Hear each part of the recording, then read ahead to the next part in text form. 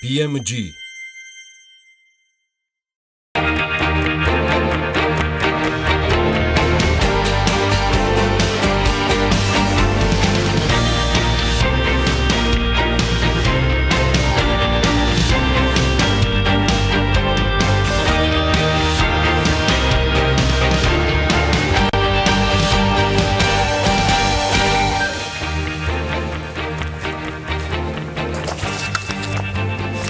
დილამშვიდობის ყველას ბედნიერი დღესასწაულები კიდევ ბევრს მოგილოცავთ ამ კვირაში ბარაქიანი და მშვიდობიანი კვირეული გქონოდეს ყველას ამ უქმეებზე კვლავ გაგვახარეს ქართველმა სპორტსმენებმა ქართველი რაგბისტები არ ჩამორჩნენ უფროსებს და საქართველოს 18 წლამდე მორაგბეთა ნაკრები ევროპის ჩემპიონია ვენაცვალე მაგათ ჯიგარში და შემართებაში მისაოცად გვაქვს საქმე ძალოსანთა მიმართულებითაც საქართველოს ძალოსანთა ნაკრების წევრმა ანასტასია გოთფრიდმა 90 კილოგრამ წონით კატეგორიაში ბუქარესტში მიმდინარე ევროპის ჩემპიონატზე 1000-ში რეკორდი დაამყარა და 3 ოქროს მედალი მოიპოვა. ანასტასიას არ ჩამორჩა ჩვენი ბაჯაღლოს ვაჟკაცი და ლაშა ტალახაძე მძიმე წონაში ოქროს მედალი, შესაბამისად კონტინენტის ჩემპიონის ტიტული კიდევ ერთხელ მოიპოვა. მოკლედ ჯამში ქართველი ძალოსნების მონაგარიც რო დავთვალოთ, მეგობრებო, ევროპის ჩემპიონატზე ქართველმა ძალოსნებმა ლაშა ტალახაძემ 3 ოქროსი, ანასტასია გოთფრიდმა 3 ოქროსი, შოთა მიშველაძემ 2 ოქროს და 1 ვერცხლის. რევაზ დავითაძემ 2 ოქროს და 1 ვერცხლის, ირაკლი თურმანიძემ ვერცხლის, თათია ლორთქიფანიძემ ბრინჯაოსი, გორდეზი ბერდელიძემ კი ასევე ბრინჯაოს მედლები მოიპოვეს. საქართველოს გუნდურ პირველ ადგილზე გავიდა, ხო და აი ასე სულ ოქროს გზით ელოს საქართველოს და წარმატებები ჩვენს ქვეყანას. 2 აპრილიდან კი რუსეთი ოკუპირებულ აფხაზეთში შექმნილი კრიტიკული ფიტოსანიტარიული მდგომარეობის გამო მცენარეული წარმოშობის ყველა საქონლის შეტანას აკრძალავს გაურკვეველი ვადით. აფხაზეთიდან რუსეთში ხილისა და თხილის შეტანის აკრძალვაზე რუსული სანქციების გამო სოხუმში ფაროსანასთან ბრძოლის სხვადასხვა ზომა მიიღეს, მათ შორის არის ენგურის გამშვები პუნქტის აფხაზეთის ტერიტორიაზე ქართული პროდუქციის შეტანის აკრძალვაც.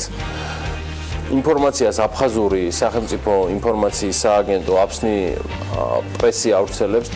დე-ფაქტო რესპუბლიკის მცენარეთა კარანტინის ინსპექციის ცნობით ყავისფერი აზიური ფაროსანა ენგურის გამშვები პუნქტით შემოსულ ხელბარგში აღმოჩნდა. სწორედ ამიტომ, როგორც აფხაზური მხარე აცხადებს, 2018 წლის 31 მარტიდან დროებით შეზღუდვები დაწესდება საქართველოს აფხაზეთში ხელბარგით მცენარეული პროდუქციის შეტანაზე. აფხაზეთი კი ფაროსანასთან საბრძოლველად საყოველთაო მობილიზაციას აცხადებს, რადგან სხვა შემთხვევაში რუსეთის ბაზარი აფხაზური სოფლის მეურნეობის პროდუქციისთვის დაიხურება.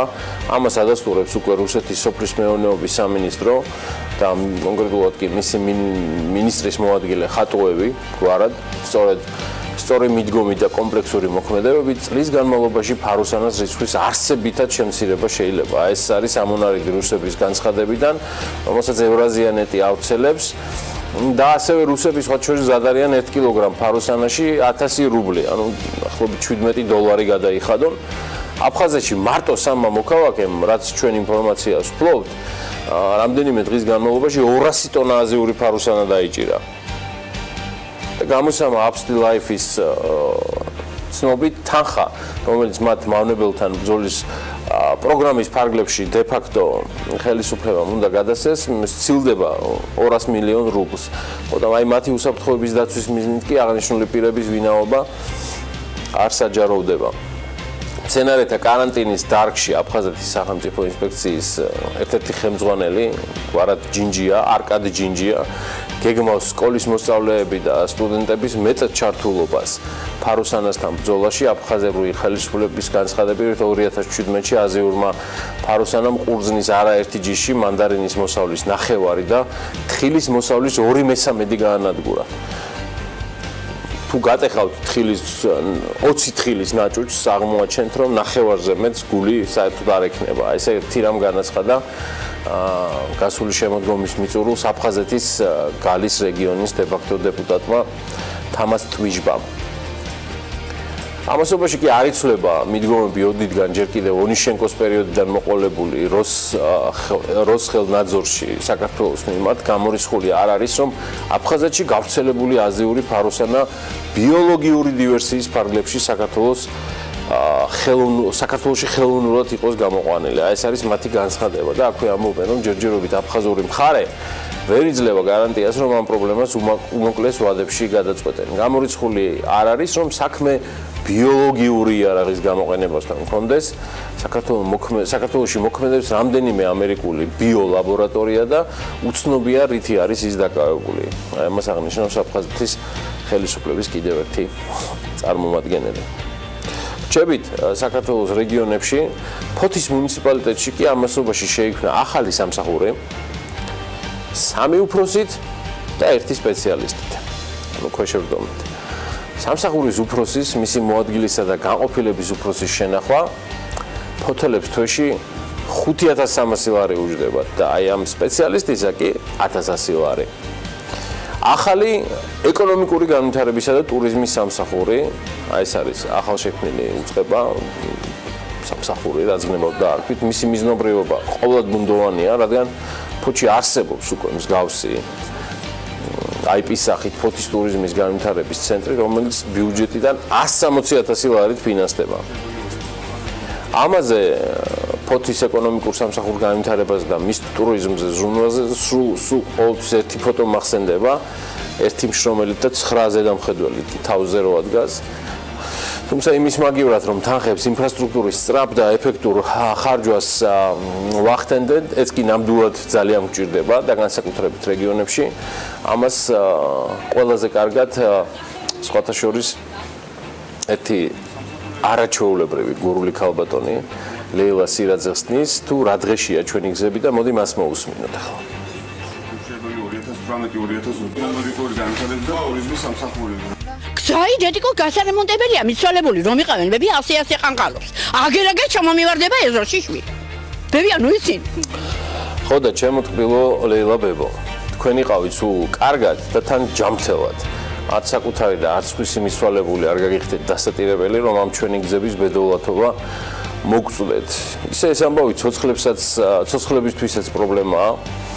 და საკმაოდ დიდის, განსაკუთრებით რეგიონებში ამას თანხები და მისი ეფექტური ხარჯვა სჭირდება, რაც ეთყობა პრობლემაა. აბა სხვანაირად სრულიად დაუხსნელი რჩება ზურა ბალავიძის გადადგომა, გათავისუფლება ინფრასტრუქტურის მინისტრის პოზიციიდან. მით უმეტეს თუ ეს გამყარებულია პრემიერ-მინისტრის არგუმენტით, რომ ზურა ბალავიძეს დაუყებელი ლტოლვა ჰქონია დაბრუნებოდა კერძო სექტორს, საიდანაც საჯაროში 1 წლის წინ გადმოინაცვლა. რბილად რომ თქვა კვირიკაშვილის ეს არგუმენტი არ სცემს პასუხს კითხვაზე, რატომ წავიდა.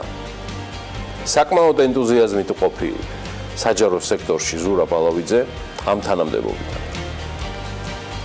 ზურა ბალავიძე არ არის ერთადერთი, ვინც წავიდა. საქართველოში ბრიტანული ფარმაცევტული კომპანია GlaxoSmithKline's წარმომადგენლობა დაიხურა. როგორც კომპანიის საქართველოს ოფისის წარმომადგენელმა BMG-ს დაუდასტურა ცვლილებები სათაო ოფისის მხრიდან ოპერირების მოდელის შეცვლამ გამოიწვია. მამუკა კტიაშვილი ბრძანებს, რომ შეიცვალა ოპერირების მოდელი, რის გამოც საქართველოში, უზბეკეთში, აზერბაიჯანში, სომხეთსა და მოლდოვაში წარმომადგენლობითი ოფისები დაიხურა.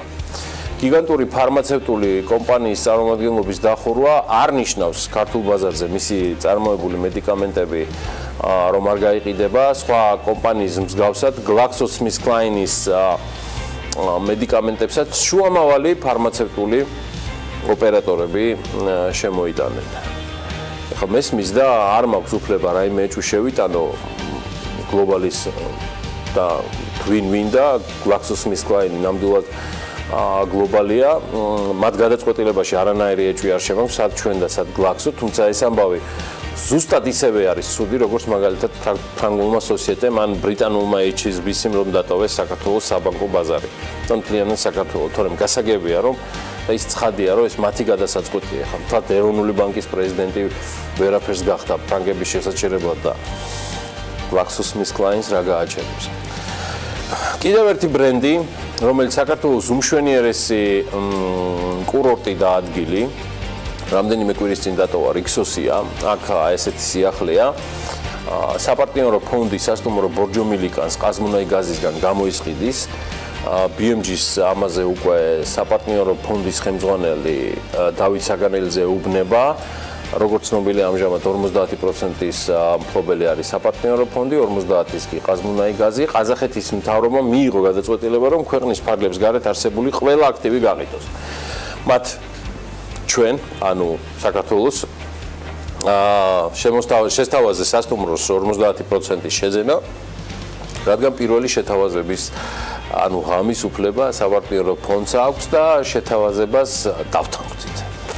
ეს ღამის ამბავი ჩემი ინტერპრეტაცია იყო, დავით საგანელიძეს ამასთან არანაირი მიმართება არ აქვს და მოკლედ ვაგრძელებ ამონ არის საგანელიძის საუბრიდან BMG-სთან, მოკლედ ჩვენ გადავწყვიტეთ რომ შევისყიდოთ სასტუმრო ბორჯომილიკანში ჩავატაროთ სერიოზული რეფორმა და შემდეგ რა თქმა უნდა საპარტნიორო ფონდი არ დაიტოვებს ამ სასტუმროს, მივიყვანთ განვითარების გარკვეულ მაღალ ეტაპზე და შემდეგ ალბათ ტენდერს გამოვაცხადებთ მის გაყიდვაზე. ეს გახავთ ბატონი დავით საგანელიძის სასტუმროს 50%-ის გამოსყიდვის სანაცვლოდ ყაზმუნაიგაზისთვის აი გადასახდელი თანხისგან კი მან იდეაში კომენტარისგან თავი შეიკავა. ეს არის სისტემები, რომელზეც ღიად მიკროფონთან ალბათ არ უნდა ვისაუბროთ. მოგახსენეთ, მიმდინარე წლის 13 აპრილს რიქსოსის ბრენდის სასტუმრო რიქსოს ბორჯომს ოფიციალურად დატოვებს. აღნიშნული ინფორმაცია BMG-ის ბორჯომილიკანი ინტერნეშნალის დირექტორმა შალვა ალავერდაშვილმა დაუდასტურა და ასევე დასძინა, რომ მხარეებმა გადაწყვეტილება ურთიერთშეთანხმების საფუძველზე მიიღეს. ვჩებით კვლავ საქართველოს რეგიონებში, ისე მინდა გითხრათ, რომ აქ ბევრად საინტერესო ამბებია, ვიდრე დედაქალაქში, სადაც კითხვები გაცილებით მეტია, ვიდრე შესაძლო და ლოგიკური პასუხები. ანა ლაპიაშვილი სულ მალე შემეხიდება თემაში, რომელიც იცის მაყურებელმა, რომ განსაკუთრებულად მიყვარს რაც წარმოების გახსნას და მის, ასე ვთქვათ, კავშირს ახდენს საერთაშორისო ბრენდებთან. ასეთ დანაკვაკ საქმე საქართველოს ეკონომიკისა და მდგრადი განვითარების სამინისტროს სააგენტოს აწარმოეს საქართველოში მიერ მხარდაჭერილი პროექტების რიცხვს კიდევ ერთი კომპანია MGM Tax შეემატა, რომელიც მამაკაცისა და ქალის ტანსაცმლის წარმოებას შეძლებს. და ეხლა კი ნამდვილად რო არის, რომ ანამ ბედნიერი დღე გვისურვოს. დილამშვიდობის გიორგი, რა თქმა უნდა ბედნიერი დღეს გისურვებთ ყველას მაყურებლებსაც და რა თქმა უნდა BMG-ის გუნდის წევრებს. მოვიძიეთ სხვათა შორის ამ კომპანიის შესახებ საინტერესო ინფორმაციები. კომპანია წარმოადგენს ქართულ რუმინული ინვესტიციით შექმნილ საწარმოს.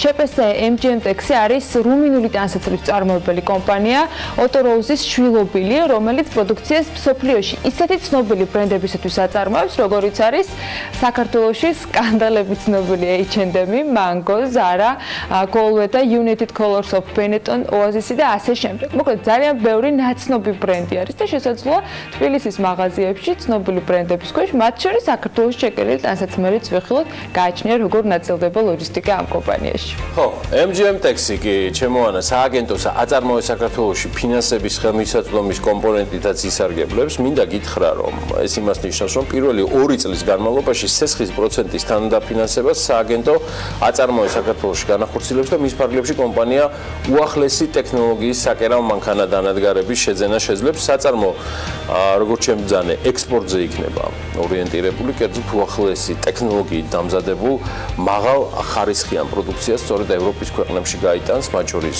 იგივე რუმინეთში, შვედეთში და არ ვიცი, ალბათ ჩამონათვალია გაცილებით მეტია ვიდრე რუმინეთი და შვედეთი. დარწმუნებული ვარ, რომ საკმაოდ ფართო იქნება და ძალიან საინტერესო იქნება, მათ შორის იმ ქვეყნების მონიშმა, სადაც კომპანია საკუთარ პროდუქციას გაიტანს. MGM Tax-ი, რომელიც 2018 წლის აპრილის დასაწყისში ამოქმედება, ანუ სულ რაღაც რამდენიმე დღეში წლიურად 3.300.000 ლარის ტანსაცმლის წარმოებას შეძლებს. საწარმო ამოქმედების პირველ ეტაპზე, როგორც ჩვენ ვიცით, 250 ადამიანს დაასაქმებს, სამომავლოდ კი მათი რიცხვი 350-მდე უნდა გაიზარდოს. ინვესტიციის მოცულობა საწყის ეტაპზე 1.200.000 ლარია, ხოლო შემდეგ ეტაპზე კომპანია დამატებით კიდევ 2.5 მილიონი ლარის ინვესტირებას გეგმავს. სხვათა შორის ტექსტილზე მომუშავე ახალი საწარმოების გაჩენამ თავის მხრივ დასაქმების ბაზარზე გარკვეული მოთხოვნის კატეგორიებით შეცვალა და ეს ძალიან საინტერესო მიმართულება არის. მე მგონი კი არა და დაწმუნებული ვარ რომ ეკონომიკის სამინისტროს როგორ გამოგაფარებდი? ხო დაშრომს გულისხმობ რომლის მიხედვითაც გამოკითხული საწარმოების 10%-ზე მეტი სწორედ ახალი თანამშრომლების დაქირავებას აპირებს. ზუსტად ასეა, გიორგი, ეკონომიკის სამინისტროს ახალი კვლევის მიხედვით, რომელიც თითქმის ერთი კვირა გვაძლევს საშუალებას იმისა, რომ BMG-ზე სხვადასხვა მიმართულებით ბევრი სიახლე განთავსდეს. ეკონომიკის რომელი დარგებია ყველაზე აქტუალური, ამასაც ადგენს ეს კვლევა და სულ რამდენიმე წამში ნინი ლონგურაშვილისაგან გავიგებთ ახლა კონკრეტულად ჩაშლილ მონაცემებს თუ რას გთავაზობს ამ კვლევიდან ინფორმაციებს. ნინი დილამშვიდობის რა სიახლეები გვაქვს? დილამშვიდობის ანა, მივესალმები ჩვენ მაყურებელსაც. სიახლე არის ის, რომ აღმოჩნდა ახალი თანამშრომლების დაქირავების მხრივ ყველაზე აქტიურები საბითუმო და საცალო ვაჭრობის წარმომადგენლები, დამამუშავებელი მრეწველობა, განათლება, მშენებლობა, პროფესიული, სამეცნიერო და ტექნიკური საქმიანობები და ჯანდაცვა და სოციალური მომსახურების საქმიანობები არიან. საწარმოების მიერ დაფიქსირებული პასუხების მიხედვით კი საწარმოთა 88.1% აპირებს მუშახელის რაოდენობის გაზრდას. აი ვაკანსიებს რაც შეეხება ნინი აქ ადეკვატურად ამხიარობთ თემიდან გამომდინარე 2017 წლის 1 სექტემბრის მდგომარეობით 5600 საწარმოს 6% მხოლოდ 6%-ს ჰქონდა სულ რა 18868 ვაკანსია ხოლო გამოკითხვის მომენტისთვის უკვე გამოცხადებული ჰქონდათ 6000 ვაკანსიაზე მეტი ეს ხა იდეაში ამ კვლევაში ისიც იყო მითითებული რომ რომელი პროფესიული ჯგუფები წარმოადგენდა ყველაზე მოთხოვნად პროფესიებს არც ეს დაგვიწყებია გიორგი სხვათა შორის საფინანსო და გაყიდვების სფეროს დამხმარე პერსონალი 16.1%-ია საზოგადოებრივი და მონათესავე მეცნიერების სპეციალისტ პროფესიონალები 7.5%, ინდივიდუალური მომსახურებისა და დაცვის სამსახურის მუშაკები 6.1%, მოპოვებასა და მშენებლობაზე დასაქმებული მუშები 6.0%, ფიზიკის, მათემატიკისა და საინჟინრო მეცნიერებების სპეციალისტ პროფესიონალები კი 4.9%, მძღოლები და მოძრავი ტექნიკური საშუალებების ოპერატორები 3.8%. კვების პროდუქტების მწარმოებელი და მონათესავე პროფესიების მუშაკები 3.8%.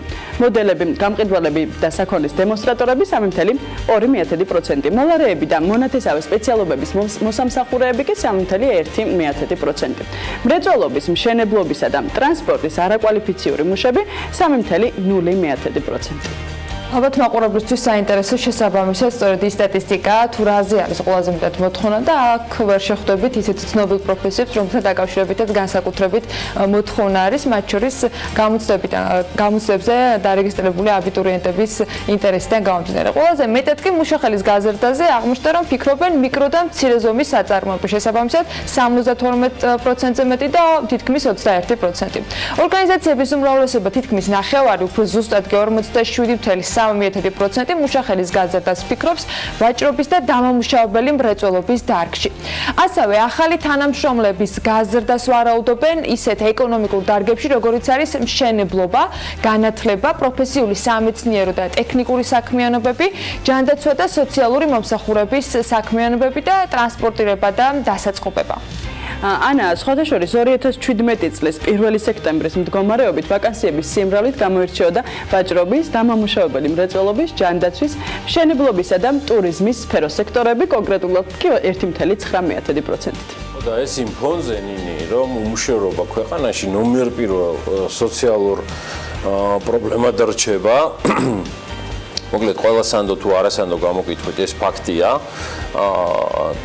მოკლედ თქვენ როგორი პოზიციაც გქნებავთ ის აერჩიეთ არანაკლები პრობლემაა დასაქმების ბაზარზე მოთხოვნილი შესაბამისი კვალიფიკაციის კადრების არც არსებობა ვაკანსიების შევსების სირთულის ძირითად პრობლემურ მიზეზად საწარმოება შრომის ბაზარზე შესაბამისი კვალიფიკაციის და გამოცდილების მქონე ადამიანების სიმცირე დაასახელეს რაც ერთად აღებული საკმაოდ მნიშვნელოვანია სამუშაოს ხარისხიანად შესრულებისა და საწარმოების წარმატებისათვის. რაღაცა სტატისტიკის ციფრების და რიცხვების რახარუხი მგონია ხოლმე ესეთი კვლევები, რომელთა დანიშნულება ალბათ უფრო მეტად უნდა ჩავწვდე. ყოველ შემთხვევაში ამ ეტაპზე ეს ყველაფერი ჩემთვის გაუგებარია, ისევე როგორც საბოლოოდ მისი მომხმარებლებიც. რატომ დგას შრომის ბაზარზე მოთხოვნა მიწოდების დისბალანსის პრობლემა? ეს ძალიან ვრცელი თემაა და განათლების სპეციალისტებთან ერთად ვფიქრობ, რომ ამ თემის გაშლა შეიძლება. სხვა ყველაფერთან ერთად კი შრომის ბაზრის ადეკვატურობა ერთ-ერთი ის კრიტერიუმია, რომელსაც ინვესტორები ყურადღებას აქცევენ. რა თქმა უნდა, კიდევ ძალიან ბევრ საკითხთან ერთად. ინვესტორების თემას რაც შეეხება მსოფლიო ბანკის ახალი რეიტინგი მაქვს, ასევე დღევანდელი დილისთვის მომზადებული და მოკლედ მინდა გაგაცნობთ, სანამ სხვა დანარჩენ მიმოხილვაზე გადავალთ. ყველაზე მიმზიდველი ქვეყნები ინვესტიციებისათვის ასეთი არის მსოფლიო ბანკის ანგარიში, რომელმაც სია შემოგთავაზა. მათი პროგნოზით 2018 წელს ინვესტიციების განხორციელება ყველაზე მომგებიანი კონკრეტულ რამდენიმე ქვეყანაშია, მათ შორის კი ხდება ფილიპინები, ინდონეზია, პოლონეთი, მალაიზია, სინგაპური, ავსტრალია, ესპანეთი, ტაილანდი, ინდოეთი, ომანი. ოცეულში არის ასევე ჩეხეთი, ფინეთი, ურუგვაი, თურქეთი, ირლანდია, ნიდერლანდები, დიდი ბრიტანეთი, ბრაზილია, საფრანგეთი და ჩილეს რესპუბლიკა. ნუ საქართველოს ამ პირველ ათეულში ან თუნდაც ბოლო ოცეულში მოხვედრა კარგიც არის და ცუდიც. ნუ პირველ ნაწილში ვერ მოხვდებოდით ალბათ. რთული გამოსაცნობი არ იყო, მაგრამ კარგია რომ ბოლო ოცეულშიც არ ვართ. რაც გვაწუხებს და სადაც მოხდით, მოდი იმაზე ვილაპარაკოთ. რაშიც გამეცადინებული ვართ და ნამდვილად ამ სფეროში არ ვუჩიბით აქტივობას. აქ ინვესტიციებს არ ველი, შიდა ინვესტიციების გარდა. 2017 წელს საქართველოში სალომბარდო საქმიანობით დაკავებული 875 ოპერატორის სალაროებში არსებული ნაღდი ფულის მასა და მოცულობამ 23 მილიონ 800.000 ლარი შეადგინა. ხოლო ლომბარდების კლიენტების რაოდენობამ 609.000 გადააჭარბა. ეს არ არის BMG-ს გენერირებული სტატისტიკა, სტატსტატმა, საქართველოს სტატისტიკის ეროვნულმა სამსახურმა თავად მოგვაწოდა იმ კვლევიდან გამომდინარე, რომელზეც მარტომე ვერ ვოყოფოდი ნამდვილად, თათიას ვთხოვე ჩაფიჩაძეს თქვენთვის კარგად ნაცნობს, რომ შემოგვიერთდეს სისხამდილით. თათია კიდევ ერთხელ რომ გითხრა, რა ტენდენციები იკვეთება მაინც სალომბარდო საქმიანობასთან დაკავშირებით. დილამშვიდობის. დილამშვიდობისა, გიორგი, მივესალმებ ჩვენს მაყურებელს. დიახ, როგორც უკვე ახსენე, სულ შარშან ქვეყნის მასშტაბით 875 ლომბარდი ოპერირებდა, საიდანაც ნახევარზე მეტი 55.7% თბილისში მდებარეობს, 12%-ზე მეტი იმერეთში, 9.9 სამეგრელო ზემო სვანეთში, 9.7 აჭარაში, ხოლო დანარჩენი 12.6% უკვე სხვა რეგიონებში ფუნქციონირებენ. ლომბარდის სალაროებში არსებული ნაღდი ფულის მოცულობა 2017 წლის ბოლოსთვის 23 მილიონ 800.000 ლარი შეადგინა. აღსანიშნავია, რომ მათი თითქმის 80% ეროვნულ ვალუტაში, დანარჩენი 20% კი შესაბამისად უცხოურ ვალუტაში იყო გამოსახული. 2017 წლის ბოლოსთვის ლომბარდებს ბანკებში განთავსებული ჰქონდათ 17.7 ლარის ფულადი სახსრები, მათ შორის 43%-ზე მეტი ეროვნულ, ხოლო 54%-ამდე კი უცხოურ ვალუტაში. აღსანიშნავია, რომ ბანკებში განთავსებული თანხების მთლიანი მოცულობის 97.1% რეზიდენტ ბანკებზე მოდის. 97% რეზიდენტ ბანკებზე გავიგეთ, თუმცა მე მაინც მაინტერესებს, რამდენი იყო 2017-ში გაცემული სესხების მთლიანი მოცულობა და იდეაში საინტერესოა, როგორ ნაწილდება ეს ყველაფერი ფიზიკურ და იურიდიულ პირებს შორის.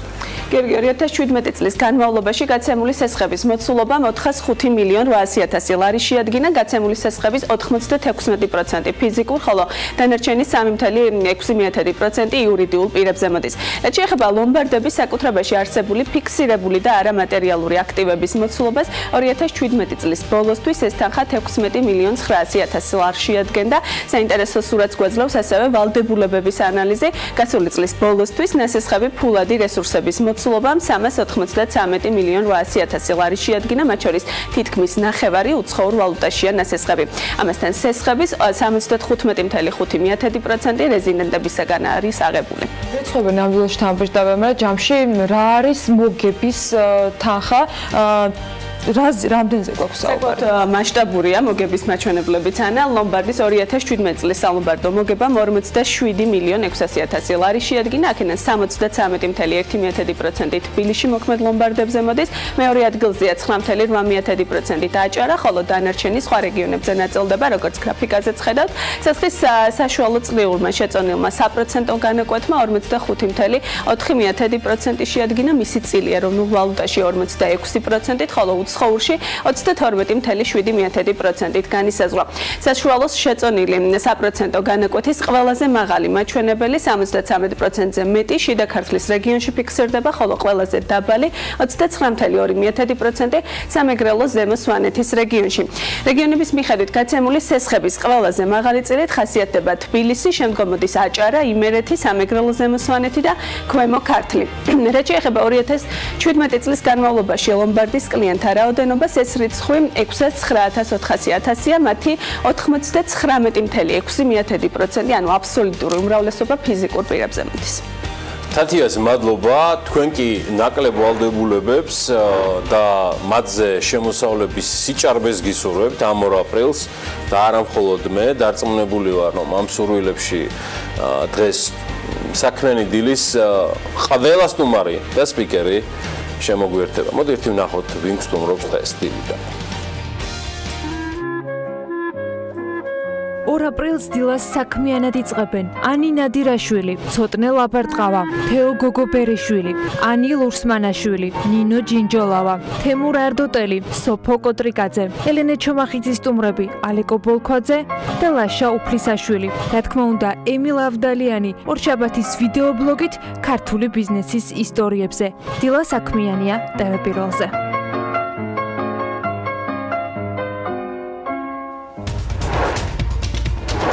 თბილისიდან კოპიტნარამდე სარკინიგზო მიმოსვლა უახლოეს მომავალში დაიწყება. პროექტმა ცვლილება მოდიფიკაცია განიცადა. ვარამბო საექსპორტო ქვეყნების ჩამონათვალს ზრდის სიტყვის მიმართულებით კორპორაცია ქინზმარაული ჩურჩხელების წარმოებას იწყებს. ასევე საქსტატის მონაცემებით ეკონომიკურმა ზრდამ 2018 წლის თებერვალში წინა წლის ანალოგიურ პერიოდთან შედარებით 5.9% შეადგინა, გიხაროდნენ, ხოლო იანვარ-თებერვალში ჯამურად 4.9%. წინასწარის შეფასებით წინა წლის შესაბამის პერიოდთან შედარებით 2018 წლის თებერვალში შედარებით მნიშვნელოვანი ზრდა მაინც დამამუშავებელ მრეწველობაში, უძრავი ქონებით ოპერაციებში და ვაჭრობაში აღინიშნებოდა. DGG-ს დამატებითი ღირებულების გადასახადის გადამხდელ საწარმოთა ბრუნვა იანვარში თითქმის 13%-ით, ხოლო თებერვალში 11%-ით გაიზარდა. თებერვალში ახალ რეგისტრირებულ საწარმოთა რაოდენობა 13%-ით, ანუ 4250-მდე არის გაზრდილი. პირველ 2 თვეში ექსპორტი 25.5%-ით, ხოლო იმპორტი 13.3%-ით გაიზარდა. მონაცემები წინასწარია. შეიძლება დაკორექტირდეს, მაგრამ დიდ გაუარესებას საკმაოდ მინორულ და ძალიან მილევად თებერვალში, რომელიც არასდროს არ გამოირჩევა განსაკუთრებული აქტივობით, ნუველით. ეს არ არის ყველაფერი, ანასველი, რომელიც კიდევ შემომიერთდება საქსტატის ინფორმაციების ნაწილზე გადავალთ. სწორედ მინდა რომ რიცხვებში დავამატო ინფორმაცია. 2018 წლის თებერვალში, როგორც მოსალოდნელი იყო, ჯამში წლიური ინფლაცია შემცირებულია. წინა წლის შესაბამის თვესთან შედარებით 2.7% შეადგინა მან, ხოლო წინა თვესთან შედარებით ფასების საერთო დონე ჯამში 0.2%-ით არის გაზრდილი. თებერვალში წინა თვესთან შედარებით ყველაზე აღსანიშნავი და გამოსაყოფი იყო მოუხდელი ყველის 5.1%-ით გაიაფება, რომლის გავლენა თვის ინფლაციის მაჩვენებელზე პრინციპში მინიმალური არის, მხოლოდ 0.1% პუნქტია, მაგრამ ყველაზე მასშტაბური ცვლილება მაინც აქ აღინიშნა. შენადა მოხთილმა ყველმა რაქნა. ვერ გეტყვი ზუსტად. დაანგრია გადაგვალეცა იანვარ-თებერვალი, ხო თავზე. გასულ წელს წლიური ინფლაციის მაჩვენებელზე მნიშვნელოვან როლს თამაშობდა თამბაქოს პროდუქტებისა და საწვავის გაძვირება, რაც ამ პროდუქტებზე აქციზის გადასახადის მატებითა და ნავთობის მსოფლიო ფასების გაძვირებით იყო გამოწვეული. თამბაქოსა და საწვავზე აქციზის გადასახადმა გასული წლის იანვრიდან მოიმატა და აისახა შესაბამისად ფასებზე. აი ეს იყო რაღაცა ერთგვარად მონაგარი, რომელსაც ვცდილობდი რომ თავი მომეყარა ანა ვაპიაშვილთან ერთად მთელი ამ ხნის განმავლობაში. ის ემზადება უკვე გავალებით რომ წარმოგიდგინოთ ბიზნესისა და ეკონომიკის ახალი ამბები. კი გადავაცილეთ ცოტა ქრონომეტრაჟს, მაგრამ მარდები ვართ და დავეწევით. ანა, წარმატებული ეთერი. ორშაბათი დილა, მთელი 3 დღის ერთიანად დაგროვებული ბიზნესი ახლებს და გავასწრებთ მაყურებელს და სულ რამდენიმე წამში ვართ პირდაპირ ეთერში.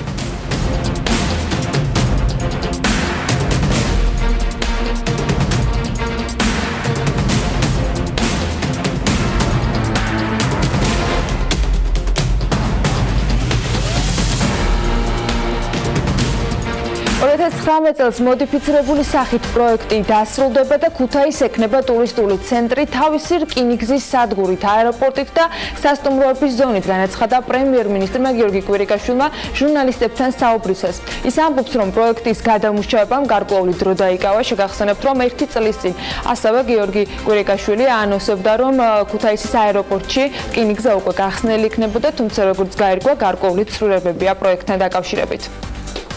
დღევანდელი აეროპორტიდან ტრასის გადაღმა, ესე იგი 700 მეტრის მოშორებით, სადაც რკინიგზა გადის, აშენდება თანამედროვე ულამაზესი სარკინიგზო სადგური და ამ სადგურს აეროპორტთან დააკავშირებს გადახურული ესკალატორების სისტემა და ამ ესკალატორის მარჯვნივ და მარცხნივ აშენდება ტურისტული ჰაბი, ცენტრი, სადაც იქნება 2 და 3 ვარსკვლავიანი სასტუმროების მთელი ქსელი, რომელიც გამოყენებული იქნება ქუთაისის აეროპორტში და ასევე რკინიგზის სადგურში ჩამომსვლელებისათვის იქნება ტურისტების საორიენტაციო ცენტრი. ბანაბოს საექსპორტო ქვეყნების ჩამონათვალს წელს ჩინეთი და სინგაპური დაემატება. ჩინეთში და სინგაპურში 100 წონი შოკოლადის განფეტი, ასევე შოკოლადის ფილა გაიყიდება და ასევე სპეციალურად პარტნიორების მოთხოვნით იქნება მისი შეფუთვა შექმნილი, როგორც პროდუქტი, ასევე დიზაინი. 2011 წლიდან დღემდე კომპანია პროდუქტის ექსპორტს უკრაინაში, ერაყში, აზერბაიჯანში, ირანში და რუსეთში ახორციელებს. ლაშა პაპაშვილი რძის წარმოების გაორმაგებას გეგმავს. ბიზნესმენის ფერმა ყვარლის ბაგა წლის ბოლოს რძის პროდუქტების მწარმოებელ კომპანიებს ყოველდღიურად 25 ტონა რძით მოამარაგებს. მისივე განცხადებით რძის პროდუქტების წარმოებაზე ჯერ არ ფიქრობს, რადგან მოთხოვნა დიდია და კომპანიებთან, ვისაც ფერმა რძით ამარაგებს, გრძელვადიანი ხელშეკრულებებია გაფორმებული. კომპანია Argom გერმანული ბრენდის König Pilsneris ჩამოსხმა დაიწყო, რომელიც კომპანიის მარკეტინგის ხელმძღვანელმა შაკო ჩიჩუა BMG-თან განაცხადა, ამჟამად სავაჭრო ქსელებში შეტანის პროცესი გადის, ორ კვირაში კი მთელი საქართველოს მასშტაბით გაიყიდება. ცნობილი საერთაშორისო ბრენდი აქამდე საქართველოში კომპანია ზედაზენის მიერ იწარმოებოდა.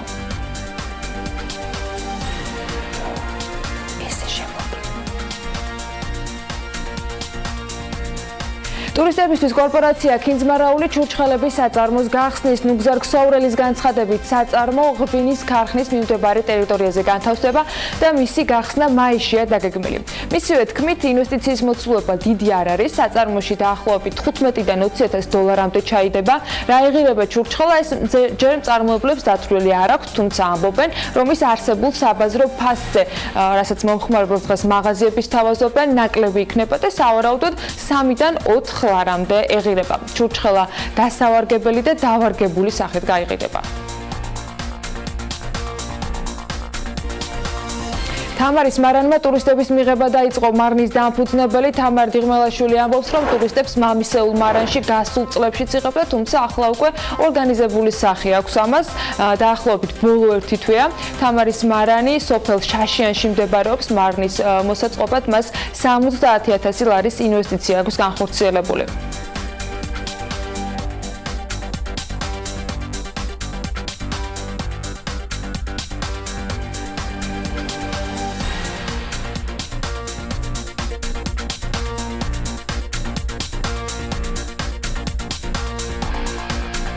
ბიზნესი ახლეების პირველი ნაწილი ამ ნასე წარმოგიდგინეთ. ახლა დრო არის რომ სავალტო მიმოხილვას გავეცნოთ და აუცილებლად უნდა დაელოდოთ ბიზნესი ახლეების უკვე მეორე ნაწილსაც სხვა ამბებისათვის, მოკლედ რამდენიმე წამში უბრუნდებით ეთერში.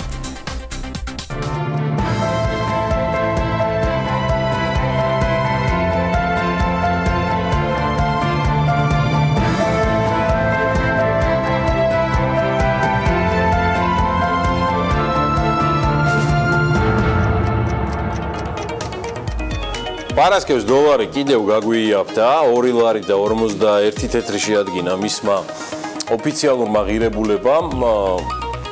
დაახლოებით ასეთი იყო სავალუტო გადამცვლელ პუნქტებში ფასი, სხვა შორის რამდენიმე ადგილას შემომჩნია 2.38, 2.39,000. ოფიციალურად დოლარის ღირებულებამ 1 თეთრზე ცოტა მეტი დაიკლო, ევრო ისევ სავლარს ქვემოთ არის და 2 ლარი და 98 თეთრი ღირს, ლირა ცოტა გაგვიძვირდა 1 თეთრით, 61 თეთრია, ფუნტ სტერლინგის შესაძენად კი 3 ლარი და 39 თეთრი, ეს არის ზღვარი. ამაზე ნაკლებად ფუნტ სტერლინგს ვერ იშოვით. უნდა ჩაგეჭრა გიორგი მოგისმენთ.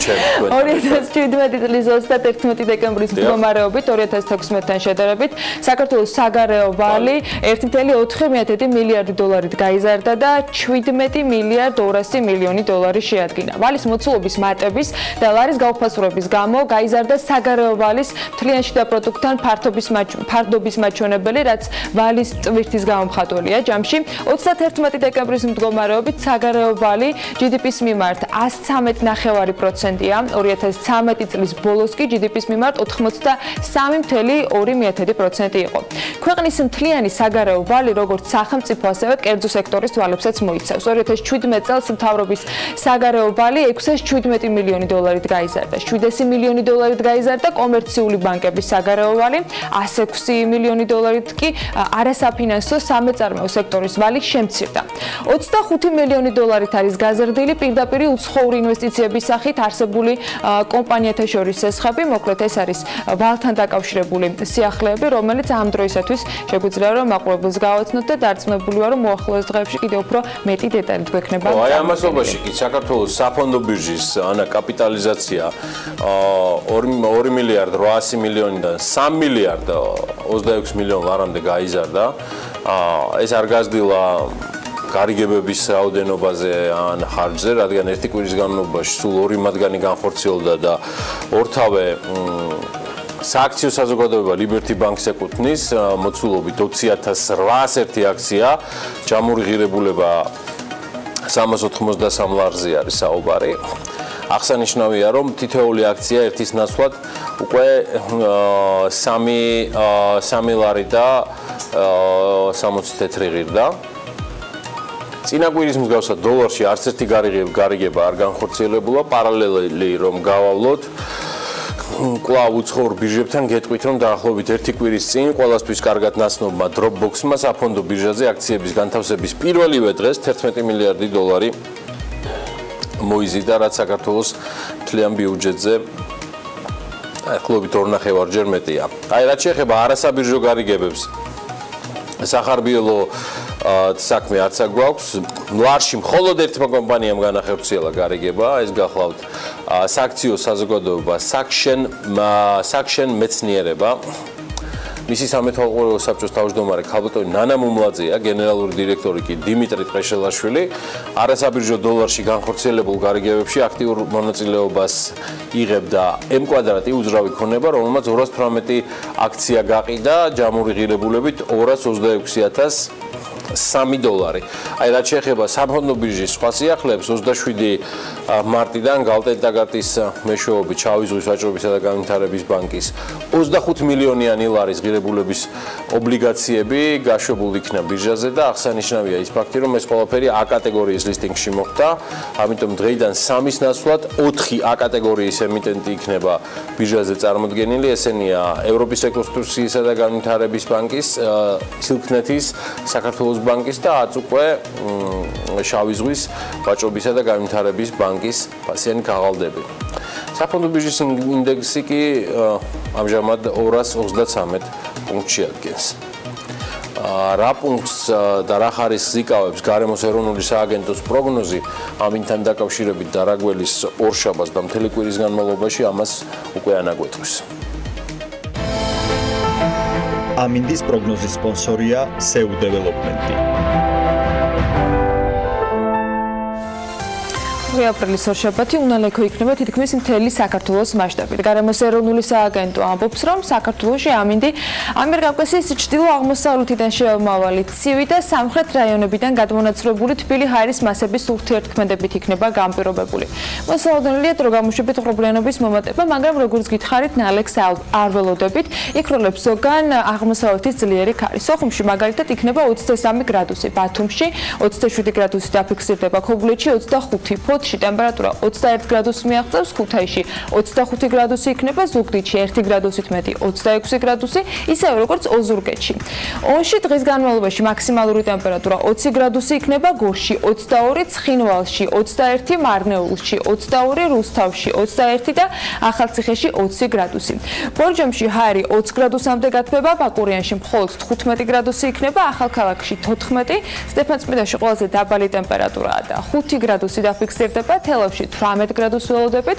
რაც შეეხება დედაქალაქს, თბილისში დრო გამოშვებით უხრუპრიანობა მოიმატებს, მაგრამ აქაც უნალექოთ ჩაევრის დღე, სუსტი ქარი იქროლებს და იქნება 19 გრადუსი მაქსიმუმ დღის განმავლობაში. ეს ანა უნდა შევადარო Facebook-ის და გარემოს ეროვნული სააგენტოს პროგნოზები Facebook-ი ჯიუტად მიმეორებს დილიდან, რომ იქნება მზიანი ამინდი და მზიანი ამინდი არის მოსალოდნელი, ცირე სუსტი ქარით, მაქსიმალური ტემპერატურა იქნება 19 გრადუსი და უფრო კონკრეტულად რომ გითხრა, გიორგი, დღის მეორე ნახევარში დაახლოებით 3-დან 5 საათამდე მიაღწევს, მე როგორც ვიცი, ამ მაჩვენებელს სიკვდილი. მომარაგდი, სულ მალე რამდენიმე წუთში ჩვენ სტუმრებთან ერთად პალედას არაჩვეულებრივ ჩაიზე დაგვატიჟებს, რომელსაც დილიდან შევექცევი, სრულიად განსხვავებული ეფექტი აქვს.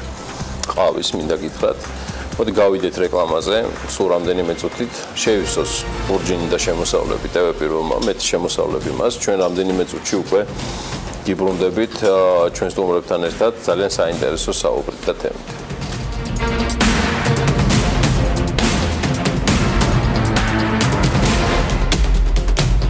კომპანია სანდომის წინასაღდგომო სამზადისი უკვე დაწყებულია და მომხმარებელს სხვადასხვა ზომის თუ დიზაინის პასკი შეძინა უკვე ყველა ქსელურ მარკეტინგში თუ საცალო მაღაზიაში შეუძლია. პარალელურად კომპანიამ ბაზარზე ახალი და განსხვავებული ორცხობილებიც ჩაუშვა, რომელიც სპეციალურად უძველესი რეცეპტით მზადდება. კომპანია სანდომის სიახლეები და საამოვლო გეგმები ნახოთ მარიამ ადამიანის სიუჟეტში და კიდევ ბევრ გემრიელ დეტალს ჩვენი სტუმრები გაგვაცნობენ.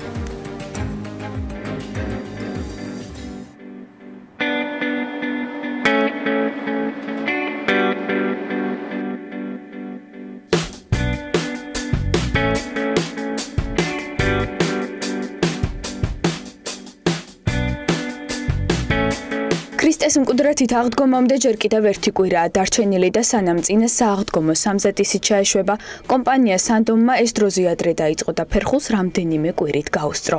შედეგად ერთგულ მომხმარებლებს სხვადასხვა სახის სააღდგომო პასკების ფართო ასორტიმენტი შესთავაზა და საშუალება მოგვცა ავირჩიოთ სასურველი ზომის, დიზაინისა თუ გემოვნების პასკა, რომელთა ფასები წელს განსაკუთრებულად დაბალი იქნება. თუმცა ნარჩუნდება ტრადიციული ხარისხი და გემო. პროდუქციის შეძენა კი უკვე შესაძლებელია როგორც ქსელურ მარკეტებში, ასევე საცალო მაღაზიათა ქსელებშიც.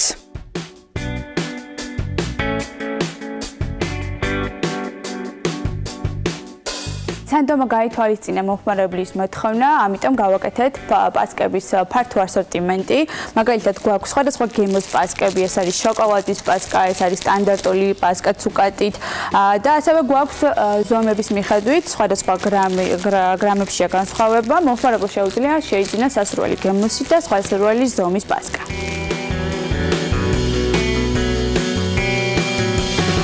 მიუხედავად იმისა, რომ კომპანია სანდომი ბაზარზე საკმაოდ ფართო ასორტიმენტით არის წარმოდგენილი, ის მომხმარებელს მუდმივ სიახლეებს თავაზობს. ამჯერად კი ბაზარზე ახალი ორცხობილა გამოუშვა, რომელიც როგორც თავად კომპანიის წარმომადგენლები აცხადებენ, განსხვავებულია. როგორც უშუალოდ სანდომის მიერ წარმოებულ პროდუქტებს, ასევე კონკურენტებს შორისაც. განსაკუთრებულობა კი იმაში მდგომარეობს, რომ მზადდება უძველესი რეცეპტისა და უახლესი ტექნოლოგიების სინთეზით. გარდა ამისა, კომპანია აქტიურად მუშაობს ISO სტანდარტის საწარმოო პროცესის დანერგვაზეც.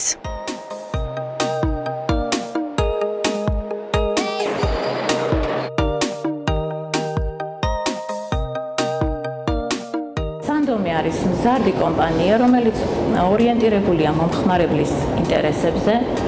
ჩვენი მთავარი ამოცანაა ვაწარმოოთ კიდევ უფრო მეტად ხარისხიანი და უვნებელი სურსათი. ამის დასტური არის ისიც, რომ უკვე მუშაობთ და ინერგება სურსათის უვნებლობის სტანდარტი, ეს არის ISO 22000. ამ სტანდარტის დანერგვა კომპანიაში კიდევ უფრო მნიშვნელოვანს გახდის ჩვენს ამოცანებს და იქნება ეს კიდევ ერთი დასტური და შედეგი ის, რომ მეტად კონკურენტუნარიანი ვიქნებით ბაზარზე. რაც შეეხება კომპანიის უახლეს ამოცანებს, ესენია საწარმოო ხაზების გადაიარაღების გზით საკონდიტრო წარმოების პროცესის სრული ავტომატიზაცია, ხარისხის მართვის სრულყოფა და ISO სერტიფიკატის მოპოვება, რათა კომპანია სანდომმა საბოლოოდ დაიმკვიდროს ჭეშმარიტად ევროპული ხარისხისა და სტანდარტების შესატყვისი ქართული ბრენდის სახელი.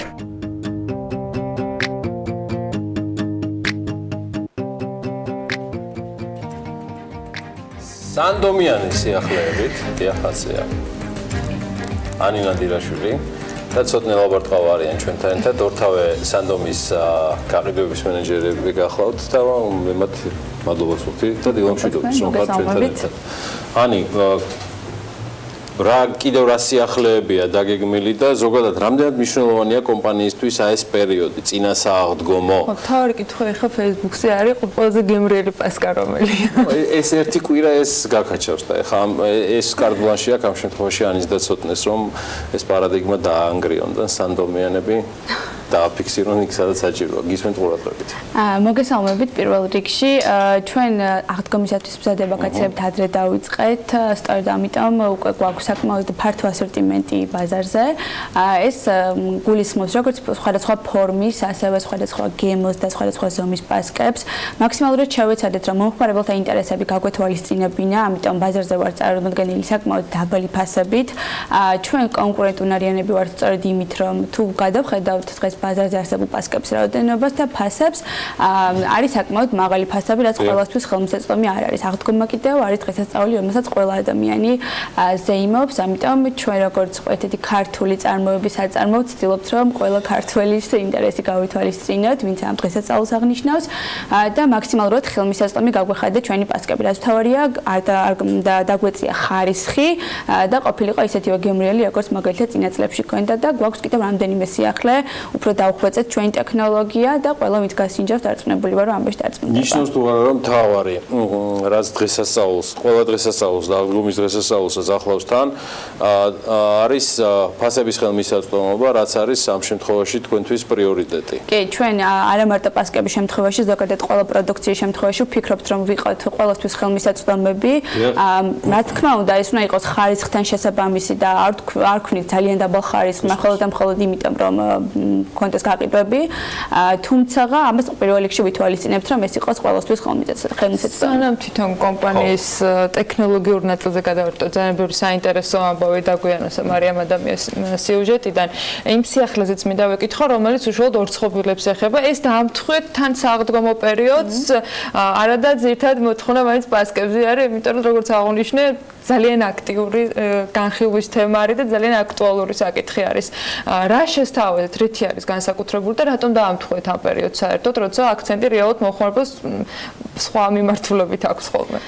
პირველ რიგში ჩვენ ამ ორცხობილის გამოშვებისთვის საკმაოდ დიდი ხანი ვემზადებოდით. გვინდა და რომ ეს ყოფილიყო გემო, რომელიც არის ძველი, ყველასთვის ნაცნობი. ამ დროს ყოფილიყო ძალიან ხარისხიანი და ახალი ტექნოლოგიებით დამზადებული. თუმცა ეს სწორედ აღდგომის პერიოდს დაემთხვა და ამიტომ ორივე სიახლე ერთად გამოვუშვით.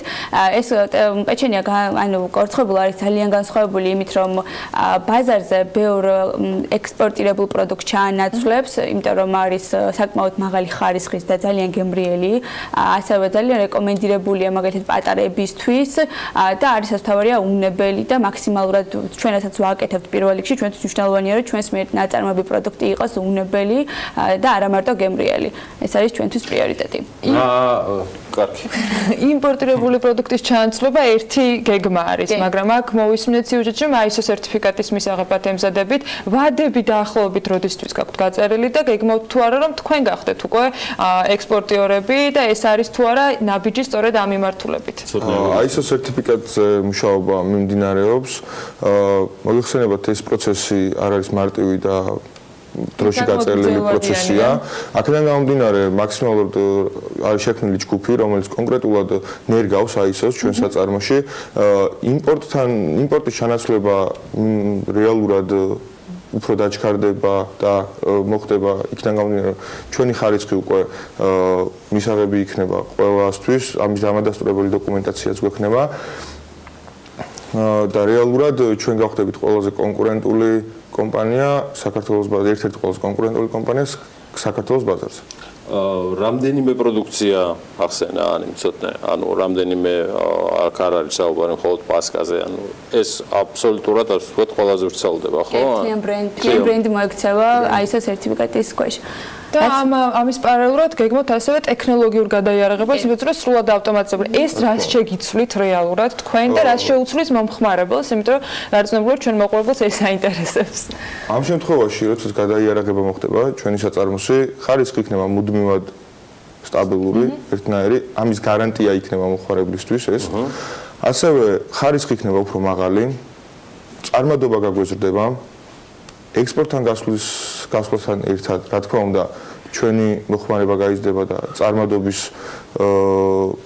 გაზრდა აუცილებელი იქნება. შესაბამისად, თანდათან ყველაფრისთვის ვემზადებით და ეს ხაზი, რას ხაზსაც მივყვებით და რა გეგმასაც მივყვებით, აუცილებელი ავტომატიზაცია იმისთვის, რომ ჩვენ ვიყოთ სტაბილურები და უწყვეტი მიწოდება მოვახდინოთ მომხმარებელთვის ჩვენი პროდუქცია. ანუ 2018 რეალურად დიდი გამოწვევების წელი იქნება, იმიტომ რომ ბევრ ცვლილებას აანონსებთ. კიდევ რა შეიძლება 2018-ის ბოლოს მათ შორის ჩვენთანაც შევაჯამოთ იმისათვის, რომ წინასწარ დავაანონსოთ და ჩვენც გქონდეს საორიენტიროდ გარდა სიუჟეტში ნახსენების ახლებისა კიდევ რა მოხმარ გაქვს მომზადებული? ალბათ იქნება ის რომ გავალთ ექსპორტზე და ჩვენი პროდუქცია უკვე სხვა ქვეყნებში იქნება წარმოქმნილი. ჯერჯერობით არა, მაგრამ მუშაობთ ამაზეც. კონკრეტულად ეს ალბათ მას შემდეგ იქნება ცნობილი რაც უკვე ISO სერტიფიკატი გვექნება, თუმცა დავამატებ რომ სანამ ISO სერტიფიკატს მივიღებთ, ჩვენ დღესაც ყველაზე მნიშვნელოვანი ჩვენთვის არის რომ ვაწარ მუდმივი მონიტორინგის პირობებში კონდეს ის რომ საფუძველი იმისა რომ ჩვენი პროდუქტი არის უნებელი და ასევე არის სრულიად უსაფრთხო ყველასთვის რომ გამოიყენოს.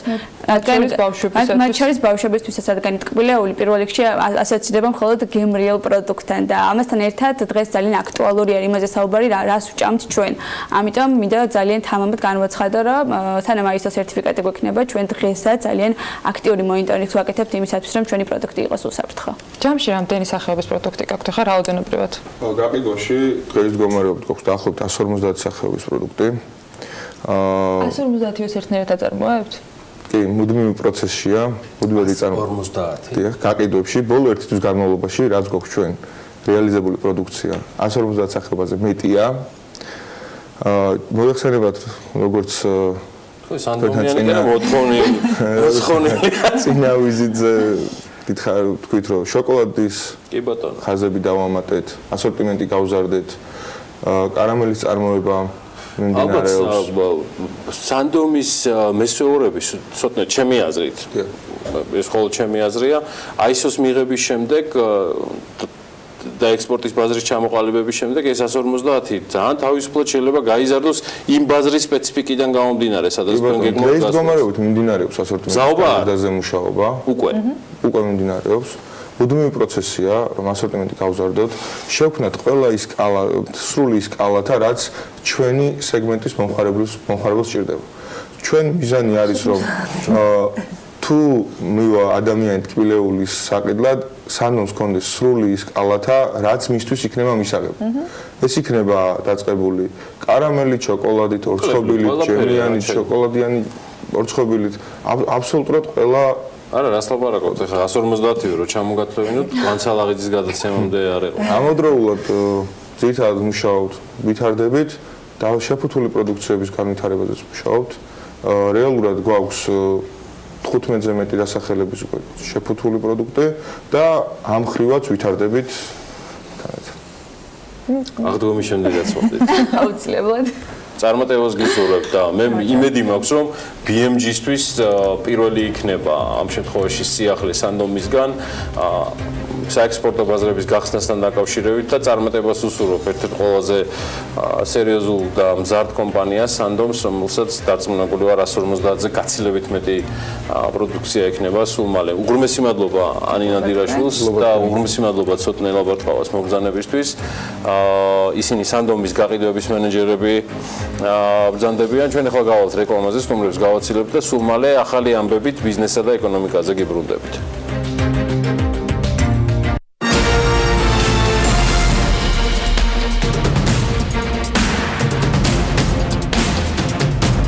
სახელმწიფო ელექტროსისტემა ენერგეტიკული ბაზრის რეფორმირების ფარგლებში პროგრამული უზრუნველყოფის სერვისების გამარტივებული წესით შესყიდვას ითხოვს. კომპანია მზიანეთმა კი მესხური ტენილი ყველის წარმოება განაახლა. 4 სოფელში 6 საბავშვო ბაღის რეაბილიტაციაზე მილიონი ლარი დაიხარჯება. ეროვნული ბანკის მონაცემებით 2018 წლის თებერვალში ქალბატონებო და ბატონებო გასულ თვესთან შედარებით კომერციული ბანკების მიერ ეკონომიკის დაკრედიტება 63 მილიარდი ლარით მეტად გაიზარდა და მან ჯამში 63 მილიონი ლარით გაიზარდა უკაცრავად და მან ჯამში 21 მილიარდ 540 მილიონი შეადგინა. გაცემული სესხების პორტფელის წლიურ მასს და ზრდის ტემპმა 18% შეადგინა.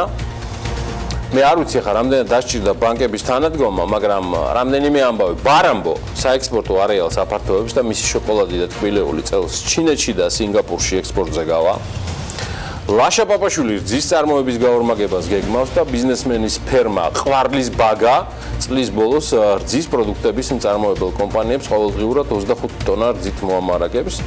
სულაშურის კიდევ ერთ-ერთმა ძირძველმა ლუდის ბრენდმა არგომ ვასიკო სულხანიშვილის ხელმძღვანელობით გერმანული ბრენდის კიონიგ პილზნერის ჩამოსხმა დაიწყო და 2 კვირაში ის მთელი საქართველოს მასშტაბით იქნება მომხმარებლისთვის ხელმისაწვდომი. ხო და თანახმად ჩვენი გამოკვლევების ბევრი კი ადგას ამ ფრაზისთვის მოსახდენ და რითმაში ჩაწერილ გაგრძელებას, თუმცა ერთი რაც ვიცი დაზუსტებით რომ ამ დროს მაყურებელი ელის ახალი ამბების კოლაჟ ბიზნესზე და ეკონომიკაზე და ჩათვალეთ მე მხოლოდ შესავალი გავაკეთე აი იმ ჩამონათვალისა რამდენიმე კომპანიისა დანარჩენი ყველაფერი ანა ლაპიაშვილის ხელშია ბედნიერი დღე ყველას ვაგრძელებთ საქმიან დილას. კიდევ ერთხელ მივესალმებით ჩვენს მაყურებლებს და ბიზნეს სიახლეებს უკვე მეორე ნაწილით განვაგრძელებთ საქმიან დილას. სახელმწიფო ელექტროსისტემა ენერგეტიკული ბაზრის რეფორმირების ფარგლებში პროგრამული უზრუნველყოფის სერვისების გამარტივებული წესით შესყიდვას ითხოვს 5.5 მილიონი ლარი საკუთრივ პროგრამული უზრუნველყოფის შეძენაზე უნდა დაიხარჯოს. გამარტივებული შესყიდვის მოთხოვნის საფუძველი სახელმწიფოებრივი მნიშვნელობის ღონისძიების შეუფერხებლად ჩატარება. ევროპასთან ასოცირების შეთანხმების ფარგლებში კი საქართველოს ენერგეტიკული გაერთიანების წევრი გახდა, რაც ქვეყანას ენერგეტიკის სფეროში რეფორმების გატარებას ავალდებულებს.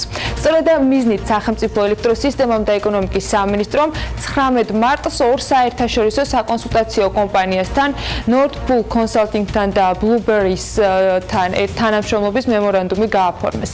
სახელმწიფო შესყიდვით გასაწევ სამუშაოებს კი სწორედ ეს ორი კომპანია შეასრულებს.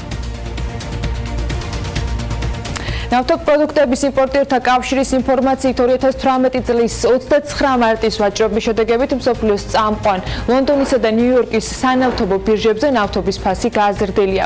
კერძოდ ლონდონში ბრენტის ტიპის ნავთობის ფასმა შეადგინა $70.27 ბარელზე, ნიუ-იორკში კი ნავთობის ფასი $65-მდეა, დაახლოებით $64.94 ერთ ბარელზე.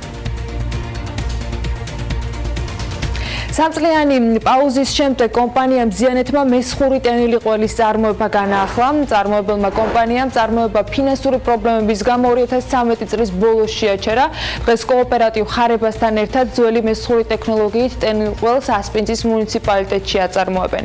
ზიანეთის ერთ-ერთი დამფუძნებელი აღნიშნავს, რომ პროდუქციის ძირითადი გასაღების ბაზარი თბილისში მდებარე ტურისტული ობიექტებია. საწარმოს თვიური წარმატება კი გაზაფხულის სეზონზე 100 კილოგრამი ტენილი ყველის დამზადება. როგორც ემზარ ჯვარიძე ამბობს, მესხური ტექნოლოგიით დამზადებული ყველით ამერიკელი ინვესტორია დაინტერესებული. სურსეთის ეროვნულ სააგენტოსთან ერთად კი მიმდინარეობს მუშაობა, რომ ამერიკული მხარის მოთხოვნებით აკმაყოფილდეს. შტატები ითხოვს ამერიკულ ეტიკეტს, სავარაუდოდ კი ერთ თვეში ამერიკის ბაზარზე მოხდება პროდუქციის გატანა. მისი განმარტებით მოთხოვნის ზრდის შემთხვევაში ინვესტორი ასევე მზად არის, რომ წარმოების განვითარებაში შესაბამისი ინვესტიცია ჩადოს. პირველ ეტაპზე დაგეგმილია ექსპორტზე 100-200 ტენილი ყველის ქოთანის გასვლა, ყველის წარმოების გარდა კი მზიანეთი აგროტურისტული მიმართულების გააქტიურებასაც გეგმავს. თავდაცვის სამინისტრო 25,769 წყვილი მაღალყელიანი ფეხსაცმლის შესაძენად ტენდერი გამოაცხადა. შეზღუდვის სავარაუდო ღირებულება 2,300,000 ლარია. სატენდერო პირობების მიხედვით ფეხსაცმელი შემუშავებული უნდა იყოს უდაბნოს პირობების გათვალისწინებით. დაინტერესებულმა კომპანიებმა კი საკუთარი წინადადებები 12 აპრილამდე უნდა წარადგინონ. გარდაბნის მუნიციპალიტეტის 4 სოფელში 6 საბავშვო ბაღის რეაბილიტაციაზე მილიონი ლარი დაიხარჯება. მუნიციპალიტეტმა სამუშაოების შესყიდვის მიზნით ტენდერი გამოაცხადა. სამუშაოები სოფელ გამარჯვებაში, მარტყოფში, ახალ სამგორსა და სართიჭალაში შესრულდება. გამარჯვებული კომპანია კი ვალდებულია, რომ სარეაბილიტაციო საქმიანობა ერთდროულად 3 ობიექტზე აწარმოოს. სატენდერო წინადადებების მიღება 13 აპრილიდან იქნება და სამუშაოები გამარჯვებულმა კომპანიამ 2 თვეში უნდა დაასრულოს. ნარკომანიით დაავადებულთა სახელმწიფო პროგრამას ფსიქიკური ჯანმრთელობის და ნარკომანიის პრევენციის ცენტრი მოემსახურება. ტენდერში, რომელიც სოციალური მომსახურების სააგენტომ გამოაცხადა, ეს ცენტრი ერთადერთი მონაწილე იყო. ამჟამად სახელმწიფო შპს-თან ხელშეკრულების გაფორმების პროცესს აწარმოებს. ტენდერის შედეგის მიხედვით კი პრევენციის ცენტრი ეგრეთ წოდებული ჩანაცვლებითი თერაპიის პროგრამას 4,600,000 ლარით მოემსახურება. ის ვალდებულია უზრუნველყოს ჩამონაცვლებელი ფარმაცევტული პროდუქციის მიწოდება თბილისსა და რეგიონებში. ასევე უზრუნველყოს პაციენტთა ფსიქოსოციალური რეაბილიტაცია. სხვადასხვა პროდუქციის გასაყიდად თბილისში კონკრეტული ადგილების გამოყოფა იგეგმება. მერიის ზედამხედველობის სამსახურის უფროსის გიორგი ბაგრატიონის თქმით, პროდუქციის ჩამონათვალში რჩება მათ შორის ფრეშ წვენის ჩამოსასხმელი აპარატები, გაზეთები, წიგნები და ყვავილები, რომელთაც ვაჭრობა დღეს დედაქალაქის ქუჩებში ხდება. პროექტზე ჯერ მუშაობა მიმდინარეობს. რას გულისხმობს ინიციატივა? ამასთან დაკავშირებით უფრო ვრცლად და ძალიან საინტერესოდ ნინი ლონგურაშვილი მოგვაწვდის ინფორმაციას. ნინი, კიდევ ერთხელ დილამშვიდობის. კიდევ ერთხელ დილამშვიდობის ანა. სანამ ახალი პროექტის შესახებ მოგიყვებით, რომელიც ჯერ მხოლოდ ჩანასახის დონეზეა თბილისის მერიაში, სულ სხვა ქალაქებზე მინდა მოგიყვეთ. ეს სტამბულია, გრანდ ბაზარით ცნობილი უდიდესი ტურისტული ქალაქი, სადაც ბაზარს ანუ სავაჭრო ადგილს ყველა კუთხეში შევხვდებით. შემწვარი წაბლი, სიმინდი ან ხმაურიანი მენაყინეები ამ ქალაქში რთული მოსაზრებნი ნამდვილად არ არის. გარევაჭრობა ამ ფორმით იქ ცალკე კულტურაა. წლების განმავლობაში 1 ლირად ბოლო პერიოდში კი 3 ან 5 ლირის სანაცვლოდ ქუჩაში თქვენს თვალწინ უგემრიელეს ბროწეულის წვენის დალევა ტურისტული ქუჩების ყველა კუთხეში შეიძლება. საბურავებზე შემდგარი სტრაფიკების ობიექტებს კი ასევე ნიუ-იორკშიც და ვენაშიც შევხვდებით. ისე მოხდა, რომ ორივე ქალაქში ჰოთ-დოგების მოყვარულებს თავისი საყვარელი ლოკაციების შესახებ ცალკე ბლოგებიც კი აქვთ დაწერილი, თუმცა ამერიკული ჰოთ-დოგი ავსტრიული ძეხვეულის კულტურასთან არ უნდა შეადაროთ. ეს ორი სულ სხვადასხვა სფეროა. ასევე ულამაზესი არის პარიზული ყვავილების გამოფენები. თითქოს ქუჩები ერთმანეთში დიზაინში ჯიბრებიან, ისე აწყობენ ფლორისტები თავიანთ დახლებს. მოკლედ, ყველა ქალაქს თავისი კულტურა აქვს. ზაფხულში ტურისტებით დატვირთული ქალაქები უმეტესად მაინც გამაგრილებელ სასმელებზე აკეთებენ აქცენტს და ისიც ერთგვარი ბიზნეს გადაწყვეტაა. ამ თემაზე ბევრი ლაპარაკი შეიძლება, მაგრამ მოდით ისევ თბილისს და იმ სიახლეს დაუბრუნდეთ, რისთვისაც დედაქალაქი ემზადება. ზუსტად ვერ გეტყვით, რას ამზადებენ მერიაში, მაგრამ გავიგეთ, რომ სხვადასხვა პროდუქციის გასაყიდად თბილისში კონკრეტული ადგილების გამოყოფა იგეგმება. დღეს გარევაჭრობა დედაქალაქში აკრძალული ეს გეგმა ხომ არ გულისხმობს იმას, რომ ეს რეგულაცია გარკვეულწილად რაიმე ცვლილებას დაექვემდებარება? არა, ანა, ამაზე პასუხი ერთმნიშვნელოვნად არის არა. თუმცა ყველა კითხვაზე პასუხი ჯერ არ მაქვს. ვცდილობა ამომწურავი ინფორმაცია გქონოდა, ყველა კითხვაზე უშედეგო აღმოჩნდა. გიორგი ბაგრატიონთან ვრცელი ინტერვიუ ჯერ ვერ შედგა.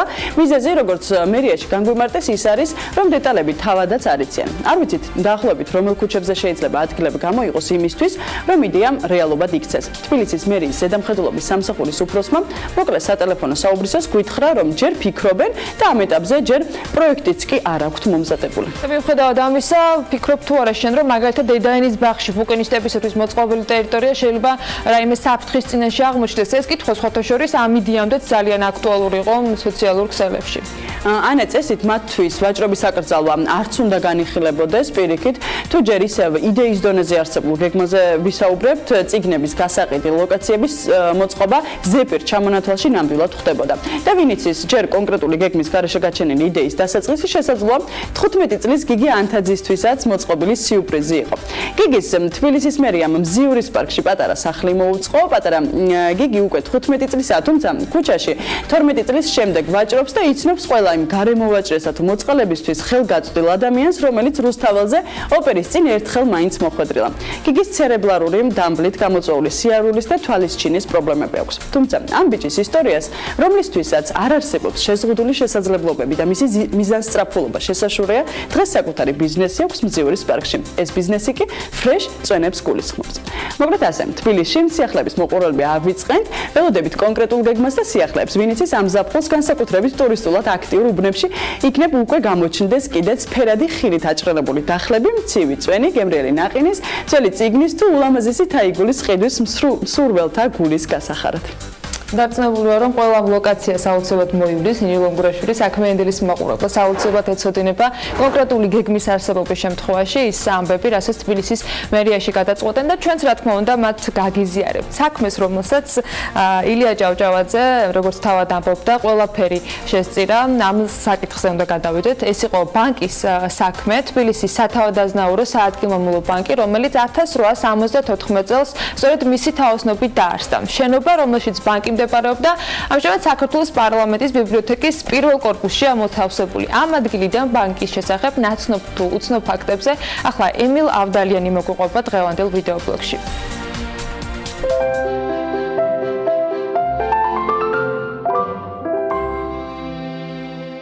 დილამშვიდობის, დღეს ვისაუბრებთ პირველ ქართულ ეროვნულ ბანკზე, რომლის დამაარსებლებიც იყვნენ დიმიტრი ყიფიანი და ილია ჭავჭავაძე.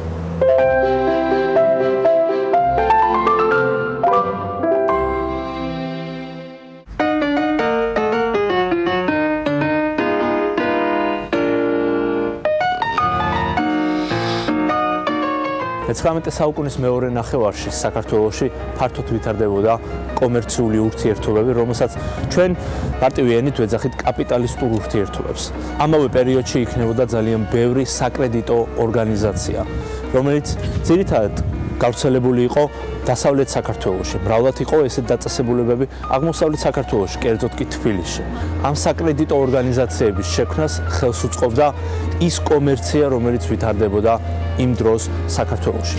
შესაბამისად, მე-19 საუკუნის მეორე ნახევარში საქართველოში იქნებოდა უკვე ბევრი ბანკი, რომელიც საკმაოდ დიდ სესხებს იძლეოდა იმდროინდელი ქართველი მეწარმეებისათვის. ასე 1866 წელს სანქტ-პეტერბურგში მდებარე იმპერიული ბანკის ფილიალი შეიქმნა ქალაქ თბილისში. მომდევნო ბანკი დაარსდა 1871 წელს და ის უკვე ქართველების მიერ იყო დაარსებული. დამაარსებელთა შორის იყვნენ ესეთი ადამიანები, როგორც იყვნენ დავითაშვილი, ზუბალაშვილები და ბევრი სხვა. 1874-15 წლებში თბილისსა და ქუთაისში შეიქმნა საადგილმამულო ბანკი. ამ ბანკის იდეის ფუძემდებელი იყო დიმიტრი ყიფიანი. თუმცა ილია ჭავჭავაძის დახმარების გარეშე ამ ბანკის შექმნა ალბათ შეუძლებელი იქნებოდა. შენობა, სადაც ბანკი მდებარეობდა, თანამედროვე გუდიაშვილის ქუჩაზე მდებარეობს, სადაც დღეს საჯარო ბიბლიოთეკაა განთავსებული.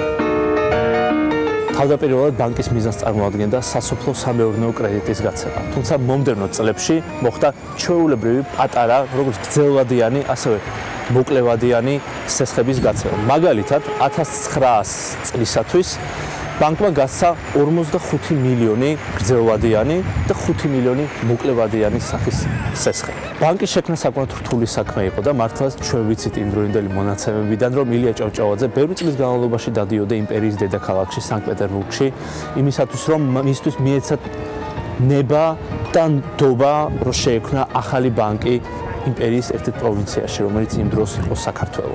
საინტერესო ასევე ისიც, რომ ილია ჭავჭავაძე დადიოდა ბევრ ადგილობრივ ადამიანთან და სთხოვდა მათ დახმარებას მინიმალური შესაწილის სანაცვლოდ შეექმნათ ესეთი დაწესებულება, რომელიც გამოისყიდებდა იმ მიწებს, რომელიც სამწუხაროდ იმ დროისათვის იყო უცხოელების ხელში. ბანკმა შეწყვიტა თავისი საქმიანობა მე-20 საუკუნის დასაწყისში, როდესაც რეალურად მისი მიზანი უკვე შესრულებული იყო. მიწების უმეტესობა გამოისყიდა და ამავდროულად ის პატარა საზოგადოებები, რომელსაც ეს ბანკი აფინანსებდა, მაგალითად წერა-კითხვის გამავრცელებელი საზოგადოება და ასე შემდეგ, ამ ბანკის მეშვეობით გავრცელდნენ, განვითარდნენ და ხელი შეუწყოს ქვეყანაში საზოგადოებრივი აზრის განვითარებას.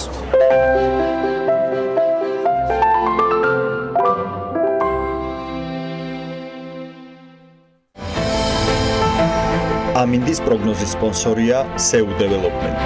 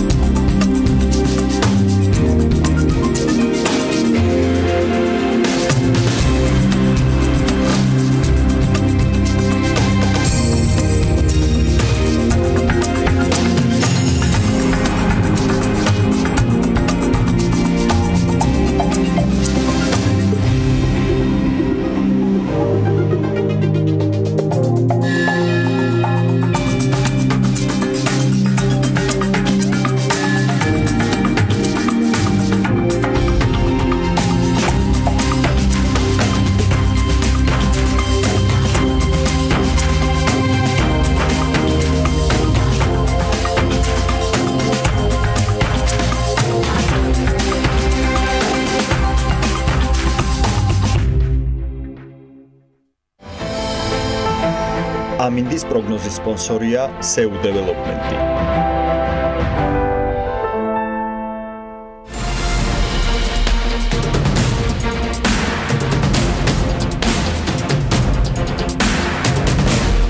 Expo Georgia's საგამოფენო სივრცემ წელს პირველად უძრავი ქონების გამოფენა გაყიდვას ARIA Expo 2018 უმასპინძლა. ღონისძიებამ მთლიანობაში მრავალი დეველოპერული კომპანია გააერთიანა. გამოფენაზე მისულ დამთვალიერებელს კი ჰქონდა საშუალება შეერჩია უკვე დასრულებული თუ მშენებარე პროექტში ბინები და სპეციალური პირობებითა და ფასით შეეძინა ისინი.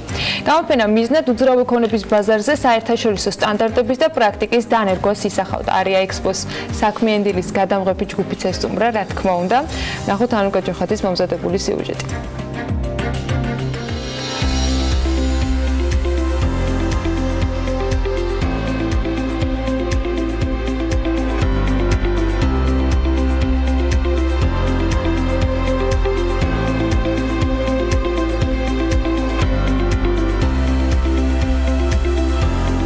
მშენებლობები, უძრავი ქონება და დეველოპერული საქმიანობა ბოლო წლებში საქართველოში განსაკუთრებულად მნიშვნელოვანი და პოპულარული გახდა.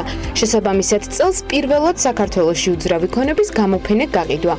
ARIA Expo 2018 გაიმართა. 30 მარტიდან 1 აპრილის ჩათვლით Expo Georgia's საგამოფენო სივრცეში მისულ დამთვალიერებელს საშუალება ჰქონდა ქვეყანაში წამყვანი დეველოპერული კომპანიების საქმიანობას გაცნობოდა. ARIA Expo 2018-ის ფარგლებში საქართველოს მოსახლეობას საშუალება აქვს, რომ ერთ სივრცეში შეხვდეს ქართველ დეველოპერებს. გაეცნოს მიმდინარე მშენებლობებს, მიმდინარე პროექტებს, შეადაროს ფასები, პროექტები, დაგეგმარებები ერთმანეთს და მიიღოს მისთვის სასურველი გადაწყვეტილება უკვე და გააკეთოს შენაძენი ადგილზევე. გარდა ამისა, თვითონ ღონისძიება დატვირთულია სხვადასხვა სემინარული ნაწილით. ეხლა ამ წუთას ცოტა იქით ჩავალთ, აუცილებლად ნახავთ. მარკეტერი წარმოადგენს თოქსების სერიას, სადაც განხილული იქნება სხვადასხვა თემები, თქვათ, როგორიც არის ჭკვიანი სახლი, როგორ მოვაწყოთ ჭკვიანი სახლი, როგორ გავაქირავოთ ბინა და ასე შემდეგ.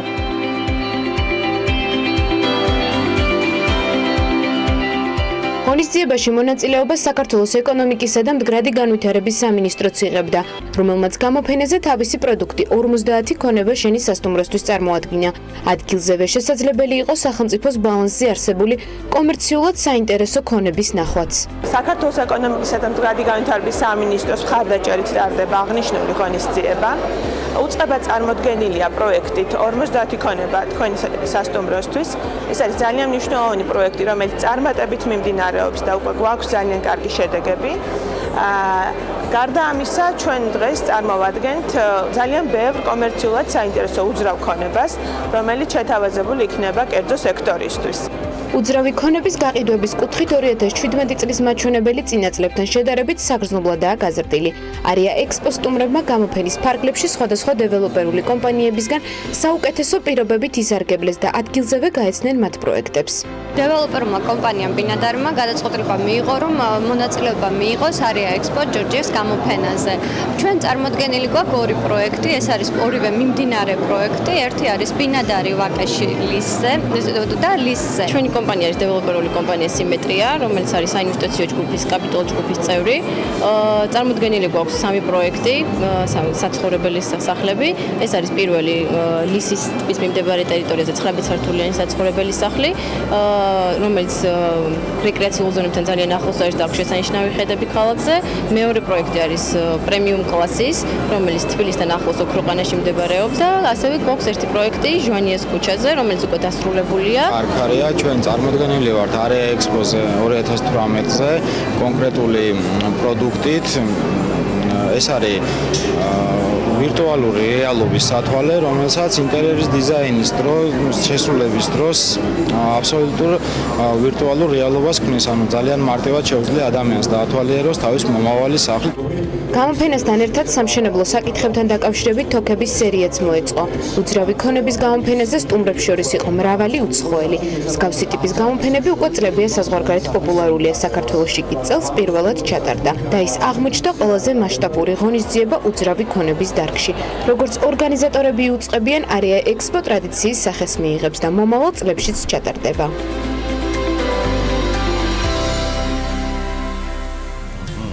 უხსტუმრიანობით ვარ წარმოდგენილი, დღეს მასპინძლობთ ბინადარის კომერციულ დირექტორს თეო გოგობერიშვილს, ასევე ანი ლურსმანაშვილს, MBG Development-ის გაყიდვების მენეჯერს და ნინო ჯინჯულავას არია ჯგუფის მართულ პარტნიორს. მადლობა მათ სტუმრობისათვის. მშვიდობის ყველას. ეხარია რომ ხარ ჩვენთან ერთად. დაწული უქმეები გამოდგა თქვენთვის. დარწმუნებული ვარ. ჩვენებმა ნინო რაც ამბავი მოგვიტანეს, საკმაოდ აქტიური კიდე რბილად არის ნათქვამი. მოკლედ, კარგად ამოიქოქა ეს ამბავი თუ აი რა შეფასებას მიცემ, რამდენადაც სუბიექტური არ უნდა იყოს ეს ამბავი. პირველ რიგში მივესალმები მაყურებელს, დიდი მადლობა თქვენ რომ საეთერო სივრცე დაგვითმეთ. მინდა ვისარგებლო შემთხვევით და ძალიან დიდი მადლობა გადაუხადო ჩვენს პარტნიორ კომპანიებს, განსაკუთრებით ეკონომიკისა და მდგრადი განვითარების სამინისტროს, რომელიც გვერდში დაგვიდგა და მხარდაჭერობა, ასე თქვა, აიღო თავის თავზე. ამ ღონისძიების ძალიან მნიშვნელოვანი პრეცედენტია, როდესაც სტარტაპს სახელმწიფო უწყება ინიციატივაში გვერდს, ასე თქვა, უმყარებს.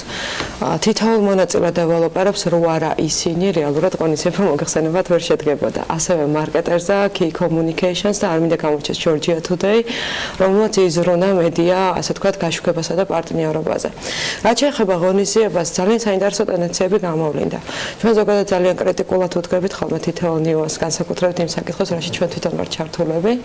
მოლოდინი თავდაპირველად, როდესაც იდეა ქონდა, უფრო დიდი იყო, იმიტომ რომ დეველოპერების მხრიდან საკმაოდ ღია მზაობა იყო ამ ღონისძიების ფარგლებში ჩართულობის მიმართ. ალბათ მოგხსენებათ და გახსოვთ, რომ ჩვენი ასე თქვათ გზავნილი მომხმარებლის მიმართ იყო 100-მდე დეველოპერი, თუმცა ამ მასშტაბის ასე თქვათ მონაწილეები ღონისძიებაზე ვერ მივიღეთ გარკვეული ობიექტური და სუბიექტური, ანუ ხელოვნურად შექმნილი ბარიერების ასე თქვათ გამოისობით. მხრიდან? თავად კი, რასაკვირველია, პირველია ეგ ღონისძიებას არ ყოფილა მსგავსი ტიპის გამოცდილება ზოგადად ქვეყნის მასშტაბით, შესაბამისად თან ობიექტური მიზეზებიც დაემთხვა, მოგხსენებათ რომ ქალაქის დაგეგმარების გეგმაზე მიმდინარეობს მუშაობა და ნუ ამასთან დაკავშირებით ჩვენც განვიცადეთ გარკვეული შეფერხებები, მაგრამ საბოლოო ჯამში მაინც დამტკიცდა ის, რომ ბაზარი აბსოლუტურად მზად არის ამ ინიციატივისთვის. მომხმარებელი ძნელნელა შეეჩვევა, ანუ სამომხმარებლო კულტურა კიდევ უფრო რა მინუსები გამოიკვეთა, ანუ უბრალოდ რა ნაკლოვანები, რომელიც დახვეწაც გჭირდება, მათ შორის მომხმარებლების მხრიდან, როდესაც ისინი არჩევანს აკეთებენ, იმიტომ რომ ეს არა მხოლოდ ექსპოს ნაწილში ზოგადად ბინის შერჩევისას დეველოპერებისთვის ძალიან საინტერესო თემა, რა საქცევენ ყურადღებას ის ადამიანები, ვისაც სურს ბინის შეძენა. ზოგადად მომხმარებლის ქცევა უძრავ ქონებასთან მიმართებაში არის საკმაოდ კომპლექსური. მით უმეტეს ამ სივრცეში წარმოდგენილი ხთუნდა სიუჟეტიდან იკვეთება, რომ ორი პირდაპირ კონკურენტია წარმოდგენილი. ანუ ორ კომპანიას ქონდა ზუსტად ერთი და იგივე ლოკაციებზე თავიანთი პროდუქტები და ძალიან საინტერესო იყო და მომხმარებლისთვის კარგი, იმიტომ რომ მრავალფეროვნება აქვს, ხო? გარდა ამისა, მომხმარებელი ძალიან ბევრ ნიუანს ითვალისწინებს. ძალიან მნიშვნელოვანია და კიდევ ერთხელ დამტკიცე, რომ გაყიდვების მენეჯერის კომპეტენცია და ურთიერთობა კომუნიკაცია მომხმარებელთან არის ერთი ფაქტორი, რომელიც მომხმარებელს, ასე ვთქვათ, სტიმულირებას აძლევს მიიღოს ამა თუ იმ კომპანიის სასარგებლოდ, ასე ვთქვათ, გადაწყვეტილება. გარდა ამისა, თვითონ მომხმარებლისთვისაც ახალია ეგ ინიციატივა.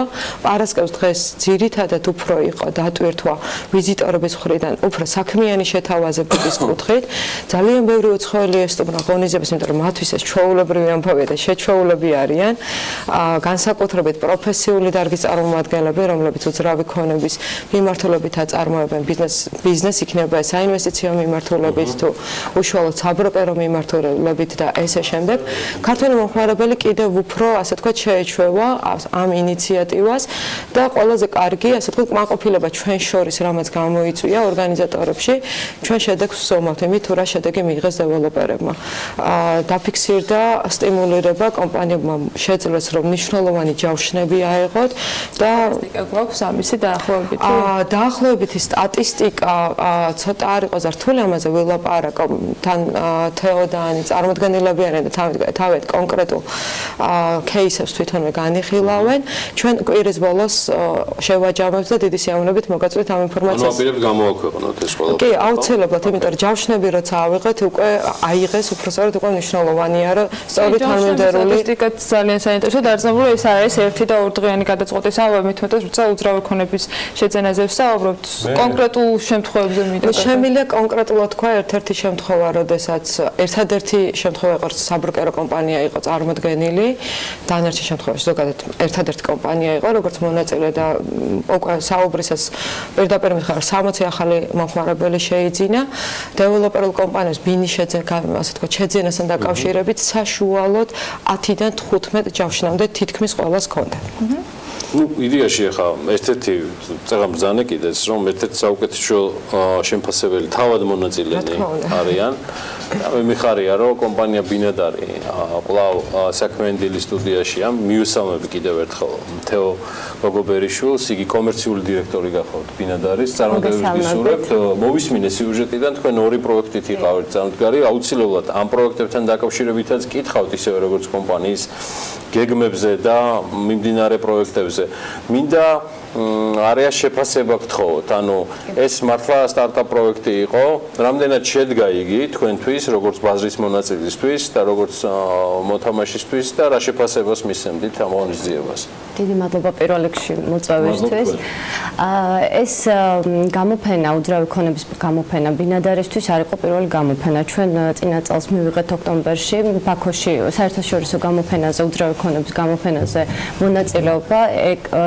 ექსპოზე ბაქო და იქ საკმაოდ უფრო მასშტაბური პროექტები იყო წარმოდგენილი უფრო გრანდიოზული ფორმებში იყო თითოეული კომპანია წარმოდგენილი თუმცა მინდა ეს ბაქოში ხდებოდა დიახ ჩვენც წარმოდგენილი ვიყავით ორი პროექტით ერთი მათ შორის უკვე დასრულდა ცაგარელი რომელიც თქვენი ეთერში უკვე გახსნაზე ვიყავი სტუმრად და ამ კონკრეტულ გამოფენაზე ჩვენ უფრო სხვანაირად მივდექით აი ამ არეა ექსპოს გამოფენაზე და ვთვლით რომ ეს უფრო მნიშვნელოვანი გამოფენა იყო ვინაიდან აქ ქართულ დეველოპერებს მეტი პასუხისგებლობა და ვალდებულება აკისრია თითოეული მომხმარებლის მიმართ ვინაიდან ჩემის აზრით ქვეყანაში არსებულმა დეველოპერებმა თავი უნდა გამოიჩინონ კონკრეტულად საკუთარ მომხმარებლის წინაშე ვიდრე საზღვარგარეთ გაიტანოს საკუთარი პროექტები ამ თვალსაზრისით მე დიდი მადლობა მინდა გადაუხადო არეა ჯგუფს ვინაიდან ისინი იყვნენ პირველი პიონერები ასე ვთქვათ რომლებმაც საქართველოს ბაზარზე ესეთი პირველი საერთო დეველოპერების გამოფენა გამართეს და უნდა აღვნიშნო ისიც რომ ეს მომხმარებლისთვის იყო პირველ რიგში გამიზნული ვინაიდან მათ საშუალება ჰქონდათ ჯანსაღ კონკურენციის ფარგლებში აერჩიათ ესა თუ ის პროექტი და ჩვენ რა თქმა უნდა როგორც ყველა დეველოპერი ვინც იქ იყო წარმოდგენილი არ შეუშვინდით და პირიქით მოხარულები ვიყავით აი ესეთ სიტუაციაში გვემუშავა და წარგვედგინა ჩვენი პროექტები ბინადარისთვის შემთხვევაში აი იგივე არეა ჯგუფის აი ნინოს ნარატივი რო გავაგრძელოთ გულისხმობ იმას რომ აი მაგალითად არეა ჯგუფისგან ჩვენ კონკრეტული სტატისტიკა ერთგვარი რაპორტი მე შედეგებთან დაკავშირებით კვირის ბოლოს გვექნება კომპანიამ როდის უნდა იგრძნოს შედეგები, ანუ მიღმა, რა ვთქვა, ანუ awareness-ის და იმ თემებისა, რასაც მუდმივად ამ ტიპის ღონისძიებები ემსახურება, რაც არ უნდა ძლიერი იყოს კომპანია, ამ ტიპის ღონისძიებებში მონაწილეობა მნიშვნელოვანია. პირველ რიგში ესეთი ტიპის უძრავი ქონების გამოფენა ხელს უწყობს კომპანიებს წარადგინონ თავიანთი პროექტები, თვალსაჩინო იყოს მომხმარებლისთვის მათი თითოეული მინუსი თუ პლუსი და ასე ვთქვათ პრიორიტეტები და ასევე მინდა აღნიშნო რომ ეს გამოფენა ხელს უწყობს ცნობადობის ამაღლებაში. შეიძლება კომპანია მომხმარებელმა ესა თუ ის კომპანია იცოდეს, თუმცა შენ არ გიცნობდეს და უშუალო კავშირი დაამყაროს შენთან. რაც შეეხება ლიდებს, ანუ იმ კონტაქტებს, რომლებიც ჩვენ აი ამ 3 დღის განმავლობაში ავიღეთ, საკმაოდ ბევრია. მე პირადად სასიამოვნოდ გაოცებული ვარ, იმითი რომ მე უფრო მეგონა რომ ჩვენი გუნდი უფრო მზად იყო აი უძრავი ქონების სააგენტოს წარმომადგენლებისთვის, შეთავაზებებისთვის, თუმცა კიდევ განმეორდები, სასიამოვნოდ გაოცებული ვარ, როდესაც შაბათ-კვირას დიდი ნაკადი მოაწყდა, აი ახლად შექმნილი ოჯახების წყვილები მოდიოდნენ, რომლებიც დაინტერესებული იყვნენ. ანუ უშუალოდ მომხმარებელი ნაკადი წამოვიდა შაბათ-კვირის მანძილზე და ჩვენ რამოდენიმე მათგანს უკვე ჩვენს ბინადარს შეგვიძლია მადლობა გადაუხადოთ, რომ არჩევანი ჩვენსაზე შეაჩერა და გვაქვს ასევე უამრავი ჯავშანი, საკმაოდ ბევრი, მინდა მადლობა გადაუხადოთ. პროექტებთან დაკავშირებით თქვენ ორი პროექტით იყავით სამსგარი. ერთი იყო მიმდინარე პროექტი, რომელიც სექტემბერში დავიწყოთ ბინადარი ჟვანიაზე, კეკელიძის ბოლოს არის უშუალოდ ჟვანია 3 ნომერში, იქ უკვე 3 სართული გვაქვს აშენებული და ეს გამოფენა იმით იყო კიდევ საინტერესო ჩვენთვის, რომ სულ ახალი პროექტი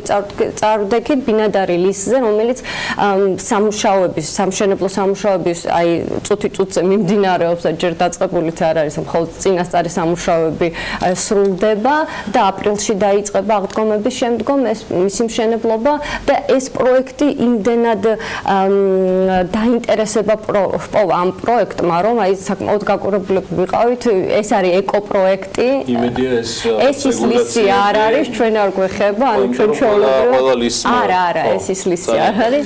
ანუ ჩვენ არანაირი შეფერხება არ აქვს და ეკოცხოვრება საკმაოდ პრიორიტეტს ვანიჭებთ. წარმატებები ბინადარს და მის მობინადრეებს. ანი ლურსმანაშვილთან გადავდივართ, იგი MBG Development-ის გაყიდვების მენეჯერია. აბლაბუდასავით რომ ხართ მოდებული ძირითადად ისეთ ლოკაციებს, ყველას რო თვალში ხდება, გითხარით, რა შტაბ-შტილება დატოვა ახლა არეას ამ ღონისძიებამ და კომპანიაზე, ანუ როგორ აისახა, ანუ მსგავსად თეოსი, შეგიძლია თუ არა რაიმე უკვე კონკრეტულ შედეგებზე ბრძანა. მოგესალმებით, მე ვსაუბრობ მაყურებელს. მე ვთვლი, რომ საქართველოში ესეთი ტიპის ღონისძიებები ძალიან ხშირად უნდა ტარდებოდეს, იმიტომ რომ პირველ რიგში საზოგადოებისთვის ძალიან კარგია. დღესდღეობით ამეთანხმებთ, რომ საქართველოში არსებობს ძალიან მცირე დეველოპერული კომპანიები, რომელთა საზოგადოების დაახლოებით 30%-მა ამ კომპანიების შესახებ ინფორმაცია არ იცის და მიეცა საშუალება, რომ გაეცნოს პირადად კომუნიკაცია დაამყაროს დეველოპერულ კომპანიებთან და მიიღოს ამომწურავი ინფორმაცია დეველოპერებისგან. რაც შეეხება თვითონ შედეგს, მოლოდინს გადააჭარბა, მინდა ვთქვა, იმიტომ რომ გუშინ დაახლოებით რაც დავიმახსოვრე 10 ზარი განხორციელდა, უშუალოდ გამოფენიდან კვირა დღეს კი შაბათსაც და კვირას, მაგრამ გუშინ ძალიან ბევრი ზარი იყო, შემოვიდა ძალიან ბევრი ზარი, უშუალოდ გამოფენიდან წავიდნენ ობიექტზე სანახავ და იქიდან მირეკავდნენ.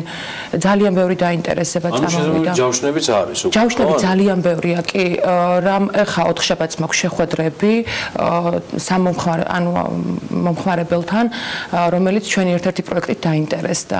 უკვე გეგმები. აი ეს ძირითადი ინტერესი და კითხვები, რომელიც ამ პროექტების მიმართ ურსებთ. მით უმეტეს, როცა გვერდით შეუძლიათ, როგორც უკვე აღენიშნე, იმავე ლოკაციაზე სხვა ალტერნატივა განეხილონ, აი რას ანიჭებენ უპირატესობას, რის მიმართ უჩნდებათ ინტერესი მომხმარებლებს? დიახ, გეტყვით, ანუ ძალიან დიდი არჩევანი იყო ანუ კომპანიები დეველოპერული და სამშენებლოც ერთი და იგივე ლოკაციებზე რომ მიმდინარეობს მშენებლობა, მაგრამ ძირითადად ალბათ ხარისხს და ფასს უყურებენ. პირველ რიგში ფასს.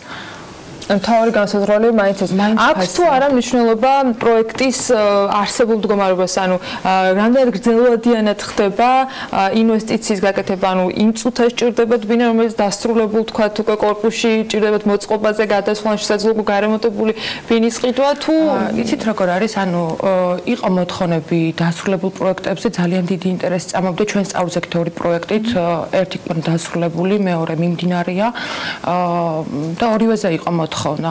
ორივეზე. დიახ, კი. კარგი, რას გვიტყვით კომპანიის პროექტებზე? ანუ რა გეგმებია კიდე pipeline-ში, რა საინვესტიციო მიმართულებით ვითარდება MBG development-ი? არის თუ არა ის რისი თქმაც დღეს საქმიანი დილიდან შეიძლება არეა ექსპოს მიღმა რაღაც ცხადია ცოტა რაღაცა ვესტები ნინო შევეცილა ექსკლუზივებში. დიახ, გეტყვით, ანუ დღესდღეობით გვაქვს ორი მიმდინარე პროექტი, ლოკაციები არის დიდიღომში და დიღმის მასივში. ახლო მომავალში იგეგმება ორი პროექტი, დღეს ერთი არის ნუცუბიძეზე და მეორე ავლაბარში. ავლაბრის პროექტთან დაკავშირებით რაც შემიძლია ვთქვა, დღესდღეობით მიმდინარეობს მოლაპარაკება ერთ-ერთ საერთაშორისო ბრენდთან. ეს არის საინვესტიციო პროექტი, ძალიან დიდი მოთხოვნა წამოვიდა ავლაბრის პროექტზე არია ექსპოდან.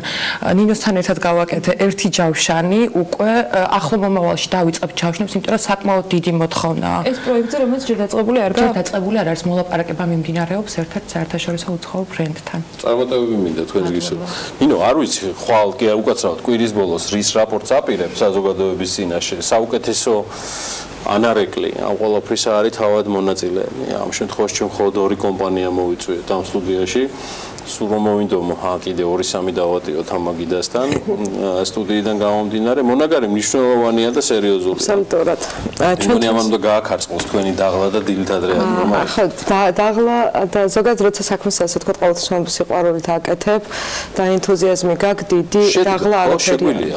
შეიძლება კი. ჩვენ ვამბობთ რომ შედგა. ჩვენთვისაც მნიშვნელოვანი გამოცდილება იყო იმ კუთხით და შემდგომში უკვე გასაკურველია ცოტა უფრო სხვა ფორმატით წარიმართება, კიდე უფრო მეტ კომპონენტებს დავამატებთ. ძალიან მნიშვნელოვანი იყო მომხმარებლისთვის მარკეტერის მიერ ორგანიზებული თოქების სერია, იმიტომ რომ ძალიან საინტერესო და უკაცრავად სასარგებლო რჩევები მიიღეს. იმიტომ რომ უძრავ ქონების ბაზარი ეს ბაზარია, სადაც ასე ვთქვათ, მომხმარებელსაც სჭირდება სრულფასოვანი ინფორმირება და ერთგვარი ასე ვთქვათ განათლება, იმისთვის რომ სწორი არჩევანი გააკეთოს. ასევე დეველოპერულ კომპანიებსაც რა თქმა უნდა ჩართულ შუამავალ ასე ვთქვათ პირებს გულისხმობ იმ კომპანიებს, რომლებიც კონსულტაციას უწევენ უძრავ ქონების წარმომადგენლებს, მათი როლიც, ანუ ჩვენი როლიც ძალიან დიდია ბაზრის დახვეწაში. ყოველთვის მომხრევარ პარტნიორული ურთიერთობების და კიდევ ერთხელ მინდა აღვნიშნო, ჩვენთვის ძალიან მნიშვნელოვანი იყო ჩვენი პარტნიორების ხარდაჭერა. სწორედ მათი გვერდში დგომით განხორციელდა ეს ღონისძიება ესეთ საინტერესო ფორმატით. შესაბამისად, მომავალში კიდევ უფრო დიდი გეგმებით, ასე ვთქვათ, დავბრუნდებით. სანამ 2019 ექსპოში ერთ კითხვასაც დავსვამ. თქვენ თქვით რომ ეს ექსპო იქნებოდა სასტარტო. რას აპირებთ უკვე დღეიდან მომდევნო დღეების განმავლობაში, სანამ 2019-ის ექსპო შედგება? კი ბატონო, მაშინაც თქვით, როგორც ესეთი პროდუცент პირველი გადაცემა გქონდა თქვენთან ერთად. რეალურად ჩვენი კომპანია მიზნად ისახავს მაქსიმალურად ხელი შეუწყოს საერთაშორისო სტანდარტების დანერგვას დეველოპერულ ბაზარზე, რაც ეხება მარკეტინგულ მიმართულებას და მომხმარებელთან ასე ვთქვათ კომუნიკაციის მიმართულებას. შესაბამისად, ღონისძიების ეს ფორმატი იყო ერთ-ერთი პირველი თვალსაჩინო მაგალითი, როგორ შეიძლება საერთაშორისო პრაქტიკა ადგილობრივ ბაზარზე გადმოვიტანოთ. შემდგომში რასაკურველია ძალიან ბევრი ასე ვთქვათ გეგმები გვაქვს ჩვენ ძირითად მიმართულებას.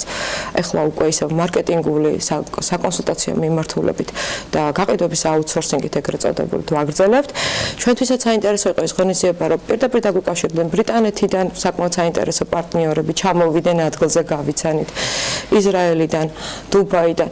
ეხლა უკვე ვიზრუნოთ ცოტა უფრო საერთაშორისო ასე ვთქვათ გაფართოებაზე თვითონ კომპანიის მხრიდან და რაც ყველაზე მეტად ჩვენთვის ძვირფასი და ჩვენი კომპანიისთვის ღირებულია არის ის ურთიერთობა დეველოპერებთან, რომელიც შედგა ასე ვთქვათ თანამშრომლობა ზოგადად ბაზრის მომხმარებლის სასარგებლო და ბიზნესის სასარგებლოდ გაუმჯობესების მიზნით. ნინო, წარმატებები. ძალიან დიდი მადლობა. გაისმენდა კიდევ ბევრჯერ შევხვდებით. ინო ჯინჯოლოვა საუბრობდა, იგი არეა ჯგუფის მმართველი პარტნიორია. ჩვენთან ერთად იყო თეო გოგობერაშვილი, იგი ბინადარის კომერციული დირექტორია. მადლობა მობრძანებისთვის და მადლობა სტუმრობისთვის, ასევე ანი ურსმანაშვილს, MBG Development-ის გაყიდვების მენეჯერს. მე წარმატებებს გისურვებთ, მინდა გისურვოთ, რომ ააშენოთ ბევრი ხარისხიანი, გემოვნებიანი, აი ესეთი როგორც ამ ქალაქს და ქვეყანას უხდება, იმიტომ რომ ამას მე ჯაჭვური რეაქციით ძალიან ბევრი საინტერესო ბიზნესის განვითარება მოსდევს. ეხლა ჩვენ შემდეგ სტუმრებს განვითარება აი ამ განვითარებას უყურებს საქართველოს ზრდასთან ერთად, მაგრამ როგორც ნათდება თითეული მიმართულება საქართველოს ეკონომიკის ზუსტად ისე ვითარდება და იზრდება საქართველოსთან ერთად ახალი ნათება, რომელიც სულ რამდენიმე წუთში ახალი ამბით ჩვენი მეგობრები იქნებიან ჩვენთან ერთად ძალიან საინტერესო თემით. იქაც ფორუმის ამბავია, ოღონდ იქ უკვე ფორუმი პირადად ახალი ნათებისგან არის. დაგველოდეთ სულ რამდენიმე წუთში იქნებიან ჩვენთან ერთად ჩვენი მეგობრები.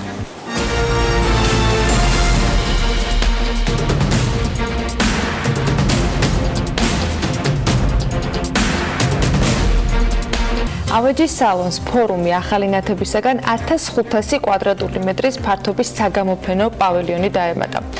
მულტიბრენდული ავეჯის შოურუმი მომხმარებელს საშუალებას აძლევს მსოფლიოში ცნობილი ავეჯის და აქსესუარების მწარმოებელი ბრენდების პროდუქცია ნახოს. ფორუმის საზეიმო გახსნას, რა თქმა უნდა, ჩვენი გადამღები ჯგუფიც არ გამოაკლდა დეტალები სიუჟეტში ვნახოთ და კიდევ ბევრ საინტერესო სტუმრები მოგყვებიან.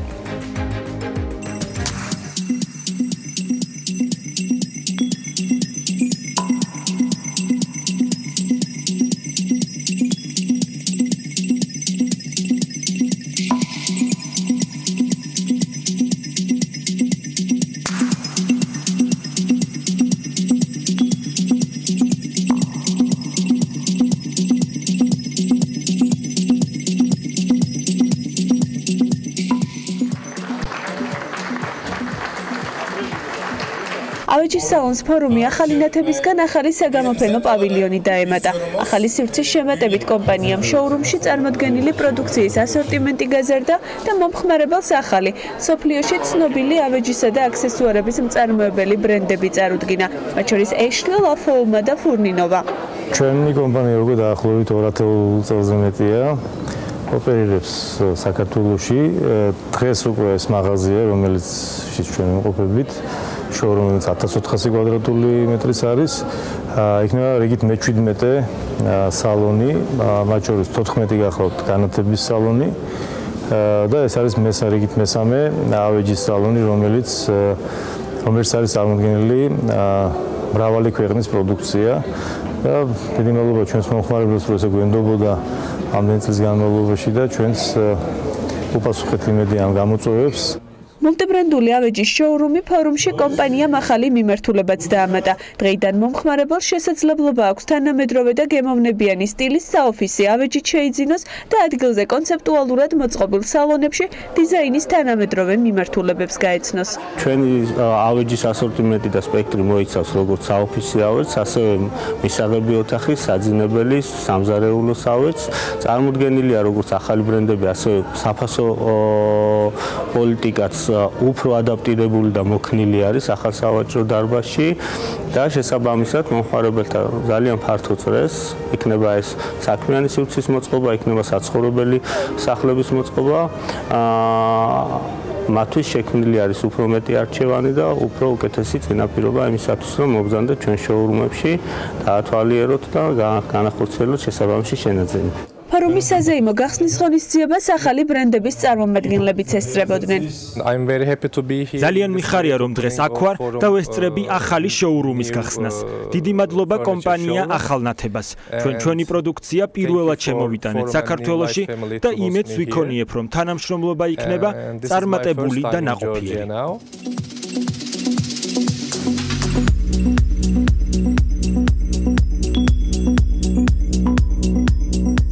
აღმაშენებლის ხეივანი მე-12 კილომეტრის ის ლოკაცია, რომელიც ახალი ნათების ცენტრალურ შოურუმს, ფრანგული ავეჯის სალონს გოცია და ავეჯის სალონს ფორუმი ახალი ნათებისგან აერთიანებს. თემურ არდოტელს ახალი ნათების აღმასრულებელ დირექტორს და სოფო კოტრიკაძეს ახალი ნათების მარკეტინგის მენეჯერს მასპინძლობთ საქმიან თვალში. დილამშვიდობის მოგესალმებით. მადლობა მოგზაურობისთვის. ქალების ნარატივით რაღაც ახტოვანება ხო გადავწყვეტ ნაწილით საზოგადოდ. ნახეთ ეს ფორუმი რასაც წარმოადგენს. მაგრამ ეხლა ადგილზე გვაქვს მეგობრების ანახავი. თუმცა ეს ყველაფერი უკვე ჯამში ქალბატონებო და ბატონებო, რაზეც ბატონი ზურაბის გაბინეტში საუბრობდა, ახალი ნათების ერთ-ერთი დამფუძნებელი, აუცილებლად მოგიყვებით ერთ დღეს ახალი ნათების ისტორიას, მაგრამ მართლა საქართველოსთან იზრდება რამდენიმე კომპანია და ერთ-ერთი მათ შორის არის ახალი ნათება, რომელიც 200 წელზე მეტია უკვე გაიზარდა და თან ისე გაიზარდა, რომ უკვე 5000 კვადრატულ მეტრზე არის მარტო გადაჭიმული მისი შოურუმები და სამუშაო სივრცეები თქვენთვის, მომხმარებლებისთვის. ბატონ თემურ, წარმატებები მინდა კიდევ ერთხელ გისურვოთ, მაგრამ ამასობაში რამდენიმე კითხვას დაგვიგროვდა ახალ შოურუმთან დაკავშირებით, ახალი ბრენდების სტუმრიანობა, გარდა თქვენთვის თქვენ ძირითადი ასე ვთქვათ ლოიალურად განწყობილი, არც ვიცი ვინ არ არის ახალი ნათების მიმართ ლოიალურად განწყობილი, მაგრამ ადამიანებისა, რომლებიც მუდმივად არიან თქვენს გვერდში. იყვნენ ძალიან ბევრი უცხოელები და მათ შორის სხვადასხვა ბრენდების წარმომადგენლები. როგორ შედგა ეს ყველაფერი, რა შედგა, როგორ ჩამოყალიბდა გისმენთ ყურადღებით. დიდი მადლობა მოწვევისთვის. ასევე ჩვენ აქტიური პარტნიორები ვართ, თანამშრომლობთ BMG-სთან და პირველთან. ასევე დიდი წარმატებით მინდა შევაფასო ეს თანამშრომლობა და მადლობა გვერდში დგომისთვის. მადლობა თქვენ. დაახლოებით 1 წლის წინ ვიყავი სტუდიაში, მაშინ ვისაუბრეთ კომპანიის ახალ პროექტზე, მაშინ გავხსენეთ ჩვენ გოწვეს შოურუმი, ფრანგული ავეჯის ბრენდის. აი 1 წლის თავზე კიდევ უფრო მასშტაბური პროექტით მოვედი თქვენთან და უფრო დიდი წარმატების შესახებ გვინდა გესაუბროთ.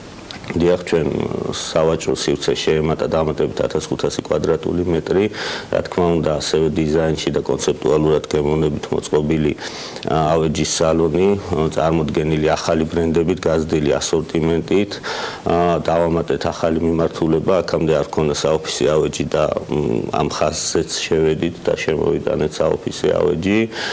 წარმოდგენილი არის ძალიან საინტერესო ბრენდები, ასევე დიზაინის კუთხითაც გავაკეთეთ დივერსიფიკაცია. აი უშუალო წარმოდგენილი ბრენდების შესახებ ვისურვებდი რომ საინტერესო იქნება დილამშვიდობის. დილამშვიდობის, კიდევ ერთხელ მადლობას მოგახსენეთ მოწვევისთვის. როგორც ბატონმა თემურმა აღნიშნა, დავამატეთ 1500 კვადრატული მეტრი ფართის შოურუმი, რაც საშუალებას გვაძლევს ფართოდ წარვადგინოთ უკვე არსებული ბრენდების პროდუქცია და ასევე დავამატეთ რამდენიმე ახალი ბრენდი. მაგალითად, ერთ-ერთი ასეთი ბრენდია ამერიკული საყოფაცხოვრებო ავეჯის მწარმოებელი ბრენდი Ashley, რომელსაც ძალიან ფართო ასორტიმენტი აქვს და მსოფლიოში ერთ-ერთი მსხვილ მწარმოებლად ითვლება. ასევე მაგალითად შვედური კომპანია Funinova, რომელიც ვითარდება ბაზარზე და ერთ-ერთი მსხვილი მწარმოებელია რბილი ავეჯის. ყველაზე გაყიდვადი ბრენდია აღმოსავლეთ ევროპაში. ეს შვედური, ხო? კი. მაგათმა რაღაც დაიკავეს ეს ნიშა, ხო, ბატონ თემურ შვედებმა და რამდენიმე ბრენდით შეესიენ მთელს მსოფლიოს. ну ზოგადად განვითარებული ინდუსტრია აქვს ამ კომპანიასთან ამ ქვეყანა ზოგადად შვედური წარმოება და ხარისხი ყველასათვის ცნობილია ხო და რა თქმა უნდა ამ მიმართულებითაც არ ჩამოვარდებიან და ჩვენც გადავწყვიტეთ რომ საქართველოში წარმოგედგინა ეს ბრენდი რა თქმა უნდა. ცხადია სიხარული დათო. პარალელურად იქნება მათი სიახლეები ახალნათებაში წარმოქმნა, ანუ ის რაც ახალნათებაში ნახავს ქართველი მომხმარებელი იქნება იმ დროში წარმოებული ავეჯი, მათ შორის ამ კომპანიებისგან თუ რაიმე პერიოდის აი კატალოგში რომ ნახოთ ამ საერთაშორისო ბრენდების თქვა ვებგვერდებზე, რამეს სიახლე რა როდის შევძლებთ რომ თქვა თქვენთანაც უკვე ჩვენ სისტემატურად ვესწრებით გამოფენებს, სადაც პირველად ხდება საერთაშორისო გამოფენის ავეჯის სფეროში, სადაც პირველად ხდება წარმოდგენა პროტოტიპების სახითაც კი მათი უახლესი კოლექციების. რა თქმა უნდა, ჩვენ ადგილზე ვარჩევთ უკვე ამ მოდელებს და შემდგომ როგორც კი წარმოებაში ჩადის ეს ახალი პროდუქცია, ჩვენთანაც დაუყოვნებლივ ხდება მათი წარმოდგენა. ახალნათებაში პარალელურად არის წარმოდგენილი, რომელსაც თქვენ შეერჩევთ რა კოლექციები, ხოლო უახლესი კოლექციები არის ჩვენს მიერ წარმოდგენილი და ეს ასე ჩვენთვის სტანდარტი არის, რომ როდესაც შემოყავს ბრენდი, უნდა შემოვიდეთ ახალი კოლექციებით, გამოვიდა გამოფენაზე ახალი კოლექცია გამოფენაზე ხდება მათთან მოლაპარაკება, შეკვეცის დაკონფირმება და ავტომატურად დაახლოებით მჭირდება ხოლმე რომ ევროპიდან დაახლოებით თვენახევარი უკვე ჩვენთან შოურუმებში არის წარმოდგენილი ეს კონცეპტები ყველა. ახალი შოურუმი რა საფასო სეგმენტს განეკუთვნება? ეს არის თქვა ერთი კატეგორიის მომხმარებლისათვის თუ სხვადასხვა ტიპის მომხმარებლისთვის არის ერთდროულად შეთავაზებული არჩევანი? ბრენდების კატეგორიზაციაც მნიშვნელოვანია ალბათ. ეს ფაქტი უკვე საშუალებას გვაძლევს წარმოვადგინოთ პროდუქცია სხვადასხვა საფასო კატეგორიიდან, მაგალითად გვაქვს ძალიან ცნობილი ბრენდები, თუმცა ასევე გვაქვს წარმოდგენილი თუნდაც ბრენდები, რომლებიც აწარმოებენ ევროპაში, მაგრამ არიან ნაკლებად ცნობილი და საკმაოდ ხელმისაწვდომ ფასებს თავაზობენ. აი მე ვახსენე მაგალითად ამერიკული ბრენდი Ashley, რომელიც ძალიან ცნობილი ბრენდია, თუმცა გაგაოცებთ მათი საფასო პოლიტიკა და მე უკვე ვიყავი მომსწრე მომხმარებლების, რომლებმაც თვითონვე გამოხატეს გაოცება მათი ფასებიდან გამომდინარე. იმდენად ლიბერალურია. ნამდვილად.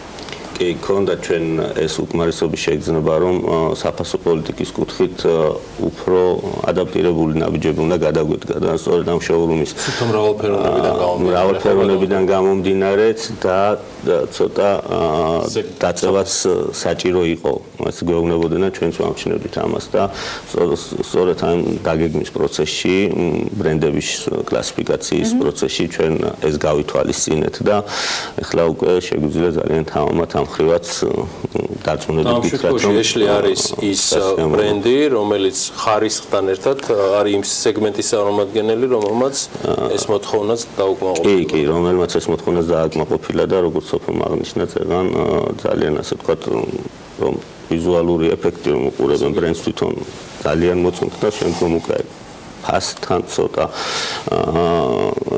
გასაუბრების მერე კიდევ უფრო ასე ვთქვათ სასიამოვნოდ გრძელდება ხოლმე შემდგომ უკვე მომხმარებელთან ურთიერთობა, რა თქმა უნდა ეს ბუნებრივია და მნიშვნელოვანი არის ეს თემა. ერთ-ერთი ყველაზე მნიშვნელოვანი, იმიტომ რომ როცა ახლა დეველოპერთან საუბრობდით, აღმოჩნდა რომ ფასი ძალიან ბევრს განსაზღვრავს, მით უმეტეს როცა ასეთ დიდ დანახარჯზე არის საუბარი.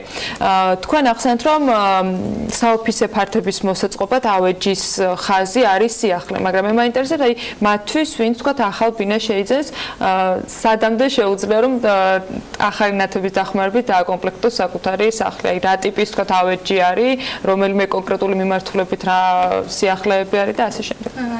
ანუ ჩვენი მიზანი სწორედ ეს იყო, რომ ადამიანი რომელიც დაასრულებს რემონტს, ერთ სივრცეში შეძლოს ჩვენთან შემოახალნათებაში. წესით აღარ უნდა გავიდეს, ერთ სივრცეში უნდა შეიძინოს განათება, ავეჯი, აქსესუარები. ეს იქნება სახლის ინტერიერის მოსაწყობად თუ სახლის ექსტერიერის მოსაწყობად. აღნიშნული სივრცე გვაძლევს საშუალებას წარმოვადგინოთ უამრავი ბრენდი, ძალიან ფართო ასორტიმენტი და ნამდვილად არის იმის შესაძლებლობა, რომ მოაწყო სრულად ბინა და იყო კმაყოფილი. არია რომ ცალკე მაღაზია ხელს აღარ არის ამის საჭიროებად. ახალი ნათება დღეს ბანო თეო რეზუმირებისკენ რო წავიყვანოთ. რა ის აღარ მარტო ანათებს, ის ტიპიურად სხვა გახდა და სანამ დავაანონსებ ჩვენ შემდგომ სტუმრობებს და ამბებს. დღეს უკვე ამ პარტნიორი კომპანიებიდან გამომდინარე, შოურუმის ამოცულობიდან გამომდინარე, რომელიც წეგან ერთად დავთვალეთ, გადავამოწმეთ, თქვენ 5000 კვადრატულ მეტრს აღწევს. უკვე რა ტიპის კომპანია, ეს აღარ არის მხოლოდ სანათის საშუალებები, ეს არ არის მხოლოდ რა არის უკვე ახალი ნათება თქვენთვის როგორც აღმასრულებელი დირექტორისთვის ამ კომპანიის. ბატონო გიორგი, როგორ სიტუაცია არის, იცით რომ ბუნებრივია კომპანია კონტექსტიდან ამოგლეჯილად ვერ განვითარდება, ანუ მიყვება გარკვეულწილად ქვეყნის ეკონომიკის ზრდას, მაგრამ ჩვენი მიდგომა ყოველთვის იყო, რომ უფრო მეტი, ასე ვთქვათ, რისკიანი ნაბიჯების გადადგმა, ცოტათი უფრო წინ გახედვა და შეიძლება ზოგ შემთხვევაში ეს ჩანდეს ნაკლებად კომერციული კუთხით საინტერესო, ვთქვათ, რომელიმე სოფლიო ჰაი ბრენდის შემოყვანა ბაზარზე, მაგრამ სხვა თუ არაფერი თუ ეს კომერციულ შედეგს ვერ დადებს, ყოველ შემთხვევაში ესთეტიკური კუთხით, იმიჯის კუთხით, წარმომადგენლობის კუთხით ეს დადებითად მოქმედებს. ხო უნდა გადადგას ვინმე პირველი ნაბიჯი, ხო უნდა დაიწყოს ეს საქმიანობა, რომ შემდგომ უფრო წარმატებულები და შემზადებულები შევხვდეთ უკვე შემდგომ პროცესებს განვითარების კუთხით. ამიტომ მხოლოდ კომერციულ ჭრილში გათვლილი არ არის ჩვენი კომპანიის განვითარება დღიდან მისი დაარსებისა და ეს ასე ვთქვათ risk taker-ობის კუთხით გადადგმული აქტიური ნაბიჯები ყოველთვის ქმნის იმას, რომ ჩვენი ამბიციურობიდან გამომდინარე, ჩვენი აქტიურობიდან, მოუსვენრობიდან გამომდინარე, ვართ ხოლმე შედარებით უფრო განსხვავებულები, შეიძლება შედარებით უფრო აქტიურები, რაც ქმნის ზრდის საინტერესო პერსპექტივას და მოცემულობას ჩვენი კომპანიის მიერ ბაზარზე. დარწმუნებული კიდევ ბევრ საინტერესო ამბავს შემოგთავაზებთ, არა მარტო საქმიანობის მაყურებლებს ჩვენი პირდაპირ ჩართულობით ახალი ნათებიდან ეს გარდაუვალია იმ რეალურად იმ ინტერიერიდან თუ გნებოთ ექსტერიერიდან გამომდინარე, რაც ჩვენი ვნახეთ იგივე ქალების ნარატივიდან გამომდინარე. დიდი მადლობა სტუმრობისთვის. დიდი მადლობა თქვენ წარმატებები ახალ ნათებას. თემურ ადუტელს იგი ამ კომპანიის აღმასრულებელი დირექტორია, როგორც მოგახსენეთ და სოფო კოტრიგაძეს მარკეტინგის მენეჯერი ახალი ნათებისა.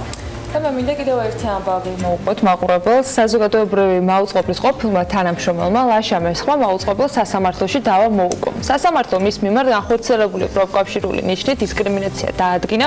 შედეგად კი მაუწყებელს მესხის სამსახურში აღდგენა და განსტური ხელფასის სრული ოდენობით ანაზღაურება დააკისრა. ვრცლად დავის არსის და მოგებული პროცესის შესახებ ელენე ჩომახიძის სიუჟეტი ვნახოთ, სანამ ის სტუმართან ერთად შემოგვერთდება უკვე სარეკლამო პაუზის შემდეგ.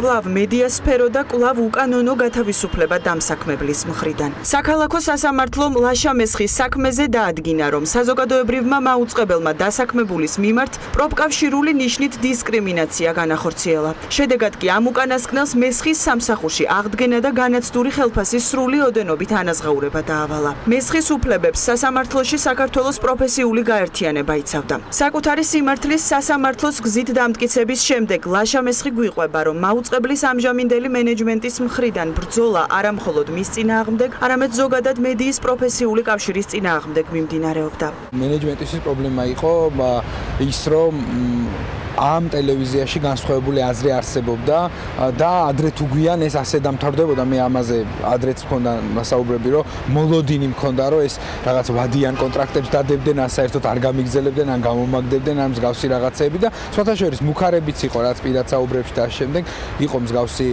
ვთქვათ, მუქარი შემცველი ფაქტები ადრე.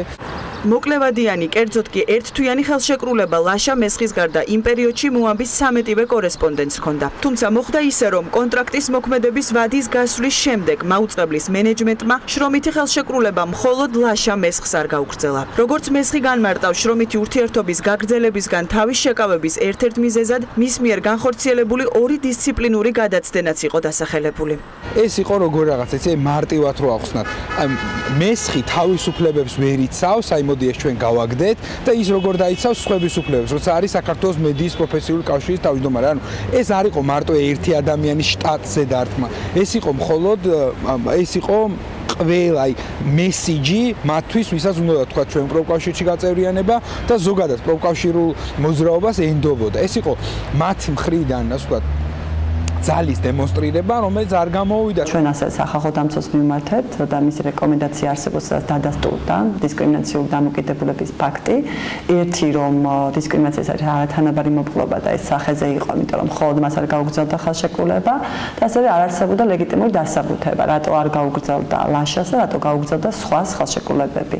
ლაშა მესხის ადვოკატი გვიყვება, რომ საზოგადოებრივი მაუწყებლის წარმომადგენლებმა ვერც პირადი კომუნიკაციისას და ვერც სასამართლოში შეძლეს დასტურებინათ ლეგიტიმური მიზეზები იმისა, თუ რატომ არ მოხდა ლაშა მესხთან შრომითი ურთიერთობის გაგრძელება. რაისა ლიპარტელიანი ამბობს, რომ მაუწყებლის მხრიდან იყო მცდელობები, რომ ლაშა მესხის გათავისუფლება რეორგანიზაციითა და მენეჯმენტის ცვლილებებით აეხსნათ. ასევე აპელირებდნენ დასაქმებულის დისციპლინურ გადაცდომებზე, თუმცა ეს ყოველივე სასამართლო პროცესზე მათ არგუმენტირებულად ვერ დაასაბუთეს. პროფკავშირული აქტიურობის გამო დისკრიმინაციის ფაქტის დადგენა სასამართლოში მოხდა პირველად. ჩვენ ძალიან ბევრჯერ გვქონდა ესეთი ესეთი დავები სასამართლოში მიმდინარეობდა, მაგრამ დადგენა და სასამართლოს მიერ მიჩნევა, რომ ეს ნამდვილად უკავშირდებოდა მის პროფკავშირულ საქმიანობას, ეს იყო პირველი საქართველოს სასამართლოების რეალობაში. მე მინდა ყველას უთხრა, რომ ბრძოლას საკუთარი უფლებებისთვის ყოველთვის აქვს აზრი და არასდროს არ უნდა დაიხიონ უკან. კი შეიძლება ეს იქიდან გამომდინარე პროცედურები არ არის რაღაც მარტივი, გაიწელოს 1 წელი ან ცოტა მეტი, მაგრამ საბოლოო ჯამში სიმართლეს აუცილებლად ყველას იპოვის ისე როგორც მივიპოვე მე და მე რა თქმა უნდა ამ ბრძოლას ბოლომდე მივიყვან და აუცილებლად გავაგრძელებ იმ მოღვაწეობას, იმ შრომას და იმ ბრძოლას, რის გამოც მე სამსახური ერთი წლის წინ დამაკარგვინეს. მაუწყებელს პირველი ინსტანციის მიერ გამოტანილი გადაწყვეტილების სააპელაციო სასამართლოში გასაჩივრებისთვის ახლა 2 კვირაზე ნაკლები დრო აქვს დარჩენილი, თუმცა არც დაგეგმილ ქმედებებსა და არც საქალაქო სასამართლოს გადაწყვეტილების შეფასებასთან დაკავშირებით საზოგადოებრივი მაუწყებლის იურისტმა ჩვენთან საუბარი არ ისურვა.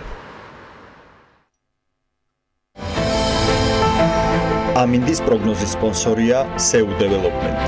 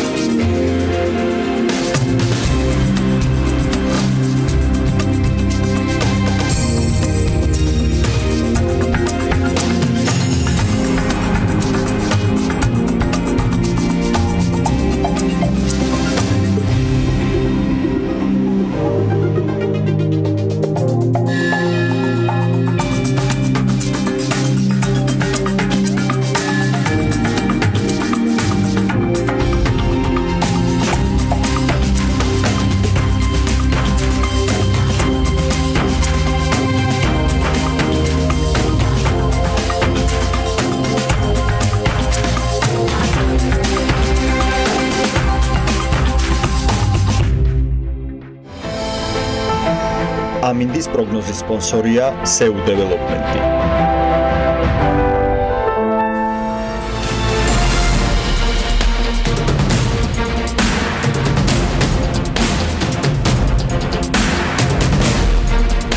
ეს 17 წელს საქართველოს საერთაშორისო საინჟინრო საკონსულტაციო ფედერაციის FIDIC-ის წევრი გახდა. 1 წლის წინ გაიმართა სწორედ ამასთან დაკავშირებით პირველი საერთაშორისო კონფერენცია, რომლის მიზანსაც უცხოელი კოლეგების მხრიდან ქართველი ინჟინრებისთვის გამოცდილების გაზიარება წარმოადგენდა. ელენე ჩომახიძე დღეს FIDIC-ის წესებით კონტრაქტების მოქმედებაზე და მათი გამოყენების პრაქტიკაზე საქართველოში ისაუბრებს სტუმრებთან ერთად სულ რამდენიმე წამში. ელენე და მისი სტუმრები იქნებიან საქმიანი დილის მაყურებლობისათვის.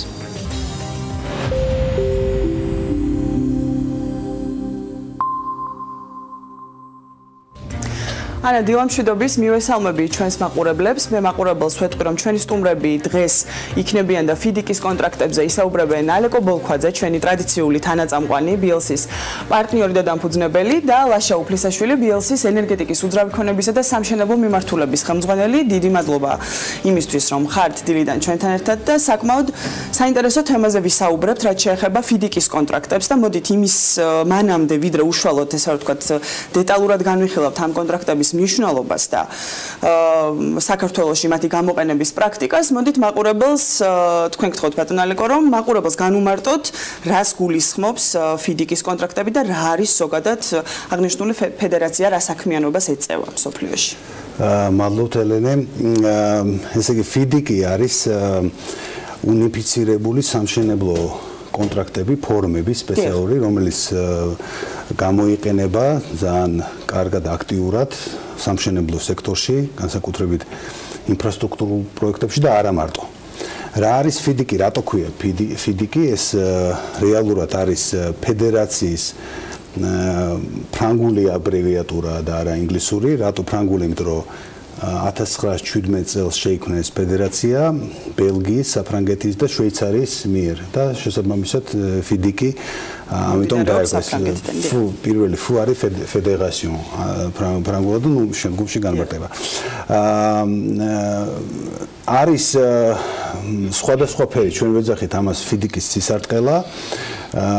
სხვადასხვა ფერის FIDIC-ის კონტრაქტები, წითელი, ყვითელი, ოქროსფერი, ვარდისფერი შეგვიძლია მაყურებელსაც ვანახოთ ახლა ორი მათგანი არის სტუდიაში. საინტერესოა ალბათ ერთი მხრივ ძალიან ორიგინალური სახელწოდება აქვს, მაგრამ ალბათ პირდაპირ კავშირში ვერ იქნება მის რეალურ დატვირთვასთან, ხო? ანუ რეალურად რა ფუნქცია აქვს ამ კონტრაქტებს და რის მიხედვით ნაწილდება, რატომ ნაწილდება ესე ვთქვათ ფერების მიხედვით ეს კონტრაქტები, თითოეული კონტრაქტი რა მიმართულებით მოიცავს რეგულირებას ესე ვთქვათ. ბატონო ლაშა თქვენ რო გითხრათ. კი ბატონო, გიპასუხეთ, სანამ უშუალოდ კონტრაქტზე და მის ფორმებზე გადავალ, მე მინდა ორი სიტყვით თქვა. ეს ორგანიზაცია, ეს ფედერაცია, რომელიც ალეგო მახსენა 100 წელია უკვე დაახლოებით რაც არსებობს და ამ 100 წლის განმავლობაში ძალიან ბევრჯერ მოხდა კონტრაქტის ფორმის შემუშავება. შემდეგ ამაზე დამატებით მიდიოდა მუშაობა. პირველი ფორმა შეიმუშავეს 57-ში, ცოტა მოკლე ექსკურსია ვაკეთე 57-ში, თუმცა ამის შემდეგ ბუნებრივია ვითარდება ბიზნესი, მათ შორის ევროპაშიც, შესაბამისად ძალიან საჭიროება გამოიწვია ამ ყველაფერმა, რომ კონტრაქტში შესულიყო დამატებითი ცვლილებები. ის ფორმა, რომელიც ჩვენ გვაქვს მოტანილი, შეიქმნა 99 წელს. ამ კონკრეტულ შემთხვევაში წითელი წიგნი, რომელიც წარმოდგენილია ანუ წითელი წიგნის შესაბამისად ხდება ისეთი სამუშაოების შესრულება, ანუ თითოეული ფორმა არის დამიმაგრებული თითოეულ ბიზნესის ფორმაზე და როგორ ხდება სამშენებლო სამუშაოების შესრულება. ამ შემთხვევაში წითელი წიგნის შემთხვევაში დამკვეთის მიერ შემუშავებული პროექტის საფუძველზე ხდება უბრალოდ წმინდა სამშენებლო სამუშაოების შესრულება. ყვითელი წიგნი, რომელიც წარმოდგენილია ყვითელი წიგნის შემთხვევაში შემსრულებელი აკეთებს როგორც პროექტს, ანუ სამშენებლო პროექტს, დიზაინს, ასე შემდეგ, ასევე სამშენებლო სამუშაოებს. ამის გარდა აქვს ცისარტყელა, იმიტომ არ ქვია რომ ეს ორი ფერია უბრალოდ, ასევე არის ლურჯი, მწვანე, ოქროსფერი, ვერცხლისფერი, ვარდისფერი, ანუ ყველა ამ წიგნს და წიგნის ფორმას აქვს თავისი დატვირთვა. კი ბატონო, საინტერესოა ძალიან საქართველოში გადმოვინაცვლოთ ახლა და მაყურებელსაც უთხრათ საქართველოში როგორი პრაქტიკაა აღნიშნული ფიდიკის ხელშეკრულების ფორმების გამოყენების და რომელი მიმართულებით ესე რა ვთქვათ რომელი მიმართულება უფრო მეტად აქტუალური თქვათ ეს წითელი წიგნის მიმართულებით თუ ეს კონტრაქტები როგორ შეგვიძლია რომ დავყოთ. ვისაუბრებთ აი მაგალითად სახელმწიფო როდის იყენებს ფიდიკის კონტრაქტებს პირველ რიგში ეს არის ინფრასტრუქტურის სამინისტრო, როდესაც ხდება დაუშვათ გზების, გვირაბების, ხიდების მშენებლობა, როდესაც აცხადებენ საერთაშორისო ტენდერს იწვევენ საერთაშორისო სამშენებლო კომპანიებს მათთან ურთიერთობის გაფორმება ხდება ფიდიკის კონტრაქტის საფუძველზე. ფიდიკის კონტრაქტი, როგორც ჩვენ აღვნიშნეთ, არის ყოვლის მომცველი კონტრაქტები. ანუ ჩვენ არ გვჭირდება ველოსიპედის გამოგონება, როდესაც ყველაფერი, ყველა ნიუანსი ურთიერთობის დამკვეთსა და შემსრულებას შორის არის ამ კონტრაქტით გათვალისწინებული. მაგრამ არსებობს ერთი პრობლემა. პრობლემა არ დავარქვევდი ამას რეალურად. ერთი გასათვალისწინებელი გარემოება არის, რომ ეს არის ასე ვთქვათ, ყოვლის მომცველი კონტრაქტები და შესაბამისად, როდესაც მოდის დაუშვათ შემსრულებელი უცხოური კომპანია, მან იცის რა უფლებები აქვს ამ კონტრაქტიდან გამომდინარე. აქ არის კითხვა მინდა თუ ქართულმა მხარემ ზუსტად იცის რას წარმოადგენს ეს კონტრაქტები, იმიტომ რომ ჩვენ თუ ამ კონტრაქტების მიხედვით ბოლომდე არ შევასრულეთ, სრულად არ შევასრულეთ ჩვენი ვალდებულებები, შესაბამისად ეს მხარე მე მიმართავს საერთაშორისო არბიტრაჟს და საქართველოს როგორც გითხარით ინფრასტრუქტურის სამინისტრო უკვე ხელმძღვანელობს აღნიშნული კონტრაქტებით. კიდევ რომელი უწყებაა, რომელიც თქვათ საქართველოში იყენებს აღნიშნულ დოკუმენტს და კერძო სექტორისთვის რამდენად კერძო სექტორის მხრიდან მიმართვიანობა რამდენად ხშირია ესეც რო გითხრათ თქვენ საფისკოში იქნება. მოგახსენებთ ძირითადად იყენებს ინფრასტრუქტურის სამინისტრო, საავტომობილო გზების დეპარტამენტი, რომელიც არის შემადგენელი სტრუქტურული ერთეული და ასევე ადგილობრივი მუნიციპალიტეტებიც აქტიურად იყენებენ, თუნდაც იგივე ქობულეთში, ბათუმში და ასე შემდეგ. თავისებურება რა არის, ანუ ერთი შეხედვით ეს არის ჩვეულებრივი კონტრაქტი, მაგრამ თავისებურება არის ის, რომ ეს კონტრაქტი არის ინფრასტრუქტურულ პროექტებზე მორგებული და ძირითადად გამოიყენება პროექტებზე, რომელიც საერთაშორისო ფინანსური სახსრებით ფინანსდება. ერთი პერიოდი ეს იყო მოთხოვნა საერთაშორისო ფინანსური ინსტიტუტების, თუმცა ეხლა უკვე რაღაც ნებაყოფლობით ხდება უკვე ქვეყნებს, მათ შორის საქართველოში. მისი გამოყენება და რატომ? ანუ თვითონ კონტრაქტი არის ძალიან თავისებური და კონტრაქტის ფორმა არის ძალიან მნიშვნელოვანი, აბალანსებს დამკვეთის და შემსრულებლის ინტერესებს. ანუ აქ ვერ გვექნება და არ გვაქვს რაღაც კაბალურ ურთიერთობასთან შეხება და საქმე, იმიტომ რომ ზუსტად ამიტომ შეიქმნა ეს ფედერაცია, რომ ესეთი ურთიერთობები დაელაგებინა და დაებალანსებინა ევროპაში და შესაბამისად საქართველოშიც. მაშინ შეიძლება პრინციპში თქვენი ახლანდელი პასუხი უკვე იყოს ჩემი შემდეგი კითხვის პასუხის, თუ რატომ არის მნიშვნელოვანი და რატომ უნდა მიანიჭოს პრიორიტეტი აღნიშნულ ხელშეკრულებას, იმიტომ რომ ის რეალურად გამორიცხავს კაბალურობას და ნებისმიერი მხარის ინტერესების შელახვას, ესა რომ ვთქვათ. შეგვიძლია ხომ ასე ასპექტი კი ნამდვილად ასევე აქვს კიდევ ორი ძალიან მნიშვნელოვანი თავისებურება. მეორე არის ის, რომ რა თქმა უნდა სამშენებლო პროექტი ვერ განხორციელდება ზედამხედველი ორგანიზაციის ან პირის გარეშე, თუმცა აქ გვაქვს ამ ზედამხედველ პირს ქვია ინჟინერი, მაგრამ თავისებურება არის ის, რომ ინჟინერს აფინანსებს დამკვეთი, თუმცა ინჟინერი არის დამოუკიდებელი პირი. ანუ არ არის ვერ იქნება კონტრაქტის პირობებიდან გამომდინარე მიკერძოებული, მიუხედავად იმისა, რომ ერთი მხარე უხდის მხოლოდ ფულს და ეს არის ასევე ამ ინჟინერს კონტრაქტი მოიაზრებს როგორც დავების მოგვარების პირველი ინსტანციად. ინჟინერი ასე თქვა არის შუარგოლი არის რეალურად შემსრულებელსა და დამკვეთს შორის, რომელიც რეალურად აკონტროლებს მშენებლობის და კონტრაქტით გათვალისწინებული პირობების შესრულებას. თუმცა როგორც ირკვევა, აღნიშნული კადრი ძალიან დიდ როლს თამაშობს რეალურად ორივე მხარის მიერ კეთილს ინდისიერად და პირნათლად ვალდებულებების შესრულების. აღნიშნო კიდე ერთი პრობლემა. ასეთი ინჟინრების ნაკლებობაც არის საქართველოში. ანუ ამ კონტრაქტებში გვიწევს უცხოელი ინჟინრების ჩართვა. ну იმედია მომავალში ნელ-ნელა განვითარდება ეს სფერო ინდონეზიაზე ქართული ინჟინრები რო ამ ფიდიკის სპეციალისტები გახდებიან და თურქეთში სხვათა შორის ბევრი არის ფიდიკის სპეციალისტები უცხოა მაინც საქართველოსთვის და გარკვეულ ასე ვთქვათ ბარიერებს და გამოწვევებს ვაწყდებით იმ ეტაპზე, როდესაც ხდება აღნიშნული კონტრაქტით ხელმძღვანელობენ კომპანიებია კონტრაქტის გამოყენების, ან ახალია ჯერ კიდე ან ზუსტად აღნიშნეთ კონფერენცია შარშან გახდა საქართველოს წევრი ფედერაციის და ნელ-ნელა ვითარდება თანდათან შემოდის გამოყენების ცოდნა. კი ბატონო, ანუ მაინც საწყის ეტაპზე ვართ ამ კონტრაქტის ათვისების. ალეკო, თქვენთან მექნება შეკითხვა ინგლისურ იურიდიულ კომპანია K&L Gates-თან დაკავშირებით. თქვენ რომ უთხრათ მაყურებელს უფრო კონკრეტულად BLC-სთან პარტნიორობით აღნიშნული კომპანია რა მიმართულებით მუშაობს, ასე რომ ვთქვათ და როდესაც ვსაუბრობთ ფიდიკის კონტრაქტებზე. დიახ, ჩვენ ამაზე ვფიქრობდით და ძალიან მნიშვნელოვანია რომ ვიყოთ დაკავშირებული საერთაშორისო ფირმასთან, რომელიც არის ამ სფეროს სპეციალისტი. და ზუსტად დავამყარეთ ურთიერთობები ასეთ ცნობილ ფირმასთან, რომელიც არის სხვა ფირმების უფრო ცნობილები, მაგრამ ეს არის უფრო ფიდიკის და სამშენებლო სამართლის სპეციალისტი ფირმა, თუმცა ეს მრავალათასიანი ფირმაა და მთავარი ოფისი ლონდონში მდებარეობს. შესაბამისად, ამ ფირმასთან ერთად ვაპირებთ საქართველოში ამ ფიდიკის შესახებ ინფორმაციის უფრო მეტად გავრცელებას.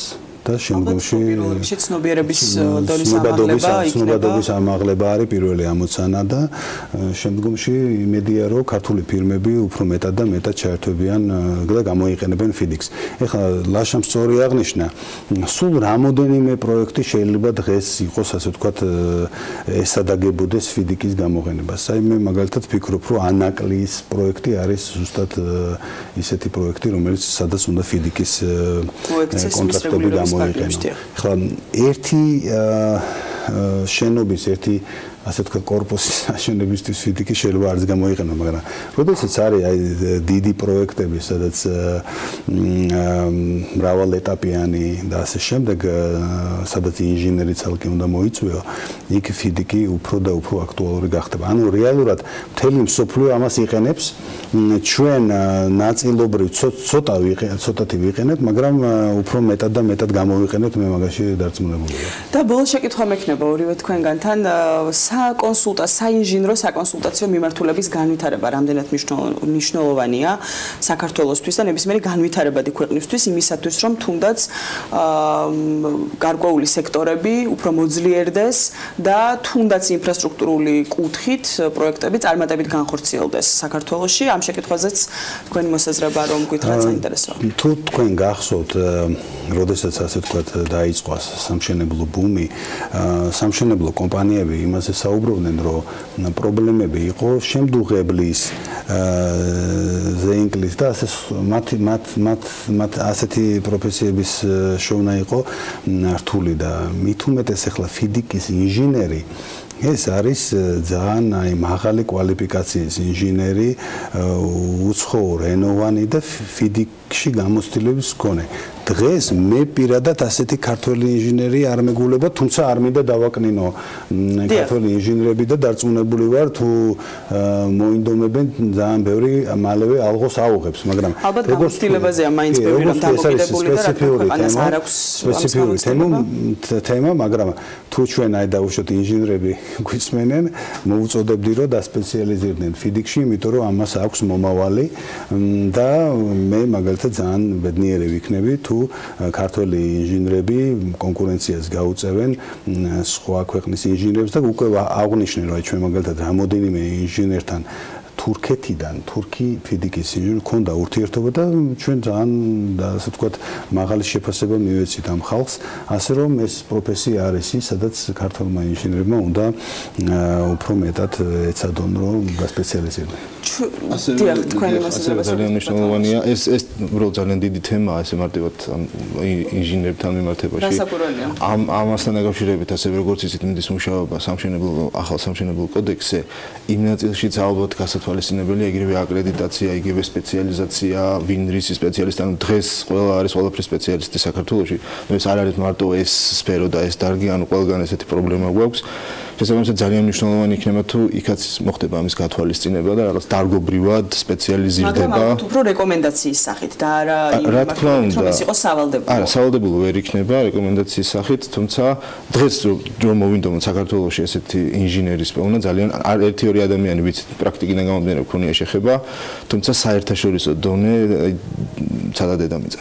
ძალიან განსხვავდება. საკმაოდ საინტერესო პრიორიტეტები დაასახელეთ, უბრალოდ უპირატესობები დაასახელეთ ახლა თქვენ აღნიშნული კონტრაქტის და მისი გამოყენების და რეალურად რა სარგებელი შეიძლება რომ მოიტანოს და მოუტანოს ქვეყანას აღნიშნულმა მიმართულებამ, როდესაც საუბრობთ ფიდიკზე. რომელი უწყებაა თქვენი აზრით, თუ ეს არის თქვათ კერძო სექტორი, ვისი პასუხისმგებლობაც არის, რომ გარკვეულწილად თქვენ საუბრობდით გამოცდილების არქონაზე ინჟინერების კუთხით, ვინ უნდა აიღოს საკუთარ თავზე, რომ საერთაშორისო პრაქტიკა და საერთაშორისო გამოცდილება მაქსიმალურად იყოს ინტეგრირებული ჩვენ ქვეყანაში და ჩვენს ესე რომ ვთქვათ რეგულაციებში იქნება თუ ქმედებებში, რომელსაც ახორციელებს საჯარო თუ კერძო სექტორი. თქვენი აზრით როგორც აღნიშნე, ისიც რა თუ მოთხოვნა არ არის ბაზარზე, ამას თქულუბრალო ამაში არც ავინ არ მოემზადება და არ დასპეციალიზირდება. როგორც კი მოთხოვნა გაჩნდება, ანუ უფრო და უფრო მეტი იქნება დავუშვათ ფიდიკის კონტრაქტით რეგულირებული სამშენებლო პროექტები, შესაბამისად ეს ხალხი უფრო მოემზადება ინჟინერები და გაჩნდება სპეციალისტები. როგორც უკვე აღნიშნე, სამხელმწიფოს მხრიდან ინფრასტრუქტურის სამინისტრო არის ყველაზე მეტად ვინც იყენებს ამ კონტრაქტებს და კიდევ ერთხელ ვამბობ, რომ შიგნით სამინისტროში აუცილებელია რომ იყოს ამის სპეციალისტები. აუცილებელია, იმიტომ რომ ისინი დებენ ხელშეკრულებას, კარგად უნდა იცოდნენ რას აწერენ ხელს. მე არ ვამბობ, რომ არ იციან, იმიტომ რომ ეხა არა ვარ იმაში დარწმუნებული რომ დავუშვათ არ იციან, მაგრამ ამას სერიოზული მუშაობა ჭირდება და და იმედი მაქვს რომ არის რამოდენიმე ასე ვთქვათ ადამიანი კონკრეტულად რომელიც ამაზე სპეციალიზირდება სამინისტროში რომ მათ გაიარონ ეს კონტრაქტები სანამდე ისინი დაიდება. ძალიან დიდი მადლობა იმისთვის, რომ იყავით ჩვენთან ერთად და საკმაოდ საინტერესო თემა წამოწიეთ და მე დარწმუნებული ვარ, როდესაც ჩვენ ვისაუბრეთ მოთხოვნაზე და მოთხოვნის გაჩენაზე, რომ შემდეგ უკვე გაჩნდეს პრაქტიკა ჩვენ ქვეყანაში ფიდიკის კონტაქტების გამოყენების, დარწმუნებული ვარ, რომ ასეთი საუბრებით და ასეთი ინიციატივებით, რომ მაქსიმალური, ესე რომ ვთქვათ, ინფორმაცია მიეწოდოს მაყურებელს გარკვეული მიმართულებით, მნიშვნელოვანია და დიდი მადლობა კიდევ ერთხელ იმისთვის, რომ იყავით ჩვენთან ერთად და ვსაუბრობდით ფიდიკის კონტრაქტებზე. მე მაყურებელს ვეთქვი, რომ აუცილებლად ისევ დავუთმობთ ჩვენ ამ თემას ყურადღებას და განვავრცობთ მომავალ რუბრიკებში, ასე რომ მაყურებელი უნდა დაელოდოს ცხადია ყოველ ორშაბათს იურიდიულ რუბრიკას. დიდი მადლობა ელენე ჩომახიძეს, დიდი მადლობა BLC-ს იმისთვის, რომ გაგვაცნო საერთაშორისო საინჟინრო გამოცდილება როგორია. ახლა კი დროა საერთაშორისო ვალუტაც მიმოვიხილოთ. პირველ რიგში რა თქმა უნდა ამერიკულ დოლარს უნდა შევეხოთ. ინვესტორები დააკვირდებიან, შეძლებს თუ არა დოლარი ბოლოდროინდელი ფასის შენარჩუნებას მიმდინარე კვირაში. შემდეგი კვარტალი უკვე დადგა, კითხვები გლობალურ სავაჭრო პროტექციონიზმსა და ამერიკის ეკონომიკის მდგომარეობის შესახებ. ამ კვირაშიც აქტუალური იქნება. პარასკევს გამოვა დასაქმების ანგარიში, საიდანაც ბაზრის მოთამაშეები გარკვეულ სიგნალებს მოელიან იმის თაობაზე, თუ საით განავითარებს ფედერალური სარეზერვო ბანკი მონეტარულ პოლიტიკას. შეგახსენებთ, ორი კვირის წინ რეფინანსირების განაკვეთის გაზრდა მოხდა და მნიშვნელოვანია, როდის ჩათვლის ამერიკის ეროვნული ბანკი საჭიროდ საკუთარი ფული ოდნავ კიდევ გააძვიროს. რაც შეეხება გასული კვირის ბოლო სავაჭრო დღეს, პარასკევს ბირჟები არ მუშაობდა ამერიკაში დღესასწაულების გამო, ხოლო დოლარისთვის ხუთშაბათი დღე ძირითადი სავალუტო კალათის მიმართ არც მოგებიანი იყო, არც წაგებიანი. დოლარის ინდექსი, რომელიც ამერიკული ვალუტის ძალას ზომავს 6 ძირითადი მსოფლიო ვალუტის მიმართ, თითქმის არ შეცვლილა ხუთშაბათს, ხოლო მთელი კვირის მონაგარს თუ დავიანგარიშებ, თითქმის 1%-იანი ზრდა იყო ამ 6 ძირითადი ვალუტის მიმართ. გასულ კვირაში დოლარი მოამჯობინა სიტუაციის შემსუბუქებამ ტრამპის ახალი დაჟინების გარშემო, რომ გარკვეული ტიპის საქონლის ამერიკაში იმპორტი უფრო მაღალი საგასახადო ტარიფით მოხდეს. ამან შეიძლება საფრთხეს ხედავდნენ, რომ შეიძლება სავაჭრო ომი გააჩაღოს პირველ რიგში ამერიკასა და ჩინეთს შორის, რაც არც ერთ მხარეს არ აწყობს. ჩინეთისთვის ეს საკუთარი ეკონომიკური ზრდის შენელებას ნიშნავს, ხოლო ამერიკისთვის საფრთხეს, რომ დაზარალებული ქვეყნები პირშეკრავენ და შტატების მათ კუთვნილებაში არსებულ სახელმწიფო ფასიან ქაღალდებს ფასს დაუგდებენ. თუმცა ესკალაციამ უკვე გადაიარა, ამასთან დაერთო ამბავი, რომ შესაძლოა მოხდეს დიპლომატიური გარღვევა ჩრდილოეთ კორეასთან ბირთვული პროგრამის დახურვის მიმართულებით, ამანაც დადებითი გავლენა მოახდინა დოლარზე. საბოლოო ჯამში კვირა ასეთი მაჩვენებლებით დაიხურა უშუალოდ სავალუტო წყვილებისთვის. იაპონური იენის მიმართ დოლარი მიზერულად გაუფასურდა ხუთშაბათს და ახლა $1 ფასი 106 იენს სულ ოდნავ აღემატება, თუმცა თუ კვირას გადავხედავთ, კვირა დოლარმა იენის მიმართ თითქმის 1.5%-იანი ზრდით დახურა. შეგახსენებთ, რომ გასულ ორშაბათს დოლარი იენის მიმართ 16 თვის უდაბლეს ფასს უჩვენებდა და ამ კვირის ეს ნამატიც, ასე ვთქვათ, ეფექტურია, შეგვიძლია ასე შევაფასოთ. რაც შეეხება ევროს, მის მიმართაც დოლარი კვირის განმავლობაში დაახლოებით 1%-ის მეოთხედით გაძვირდა და ახლა 1 ევროს ფასი ოდნავ აჭარბებს დოლარსა და 23 ცენტს. თუმცა ევროპაში პარასკევს ბირჟები ვაჭრობდნენ და უშუალოდ პარასკევს ევრომ დოლარის მიმართ პროცენტის დაახლოებით მე-7-ით იმატა. პარასკევის ვაჭრობის შედეგები დიდ ბრიტანეთში მღელვარე არ ყოფილა. გირვანქა სტერლინგის ფასი პარასკევს ხუთშაბათის დონეზე დარჩა და 1 გირვანქა სტერლინგის ფასი ოდნავ აჭარბებს დოლარსა და 40 ცენტს. მაგრამ მთელი კვირის განმავლობაში გირვანქა სტერლინგი დოლარის მიმართ 1%-ით არის გაიაფებული. რაც შეეხება მიმდინარე კვირის ეკონომიკურ კალენდარს, დასაქმების ანგარიშის გამოსვლამდე ბაზრის მოთამაშეები დაელოდებიან დიდი ბრიტანეთის საწარმოო და სერვისის სექტორის თვიურ ანგარიშს, რომელმაც ამ სექტორების სიჯანსაღე უნდა აჩვენოს. აგრეთვე 4 შაბათს გამოდის ევროზონის ინფლაციის ანგარიში, რომელმაც უნდა აჩვენოს საომხმარებლო საქონლის გაიაფება ისევ მიმდინარეობს თუ ტემპი დავარდნილია. ინფლაციის ზრდა ბაზრის მოთამაშეებისთვის დამაიმედებელი იქნებოდა, რომ ევროპის ცენტრალური ბანკი მონეტარული სტიმულირების პროგრამას წლის ბოლომდე ეტაპობრივად შეწყვეტს, ეს კი ევროს ბუნებრივად გააძვირებდა. ამიტომ ინფლაციის ანგარიშს ყურადღებით აკვირდებიან ბაზრის მოთამაშეები, ვისაც გირვანქა სტერლინგში ევროში ინვესტირება სურს. ამ ყველა ანგარიშის შედეგებსა და მათ ასახვას მსოფლიო ვალუტებზე უკვე მომდევნო კვირაში მოგახსენებთ, ამავე დროს და ამავე ადგილას. ახლა კი დროა დავამშვიდობოთ ჩვენ მაყურებელს. მადლობა შეთანხმების მიმოხილვისთვის. ნამდვილად დროა ეს რომ საქმე თუ ამით დავასრულოთ. წარმატებულ და ბედნიერ დღეს გისურვებთ. წინ ქალების ნარატივი გელოდება და რა თქმა უნდა 3 საათზე საქმის კურსი ბექაპაციკაციიდან დათო ჯავაღონიასთან ერთად. საქმიანი დილით კი ხვალ დილით 8-ზე ისე პირველი ეთერში შევხვდებით.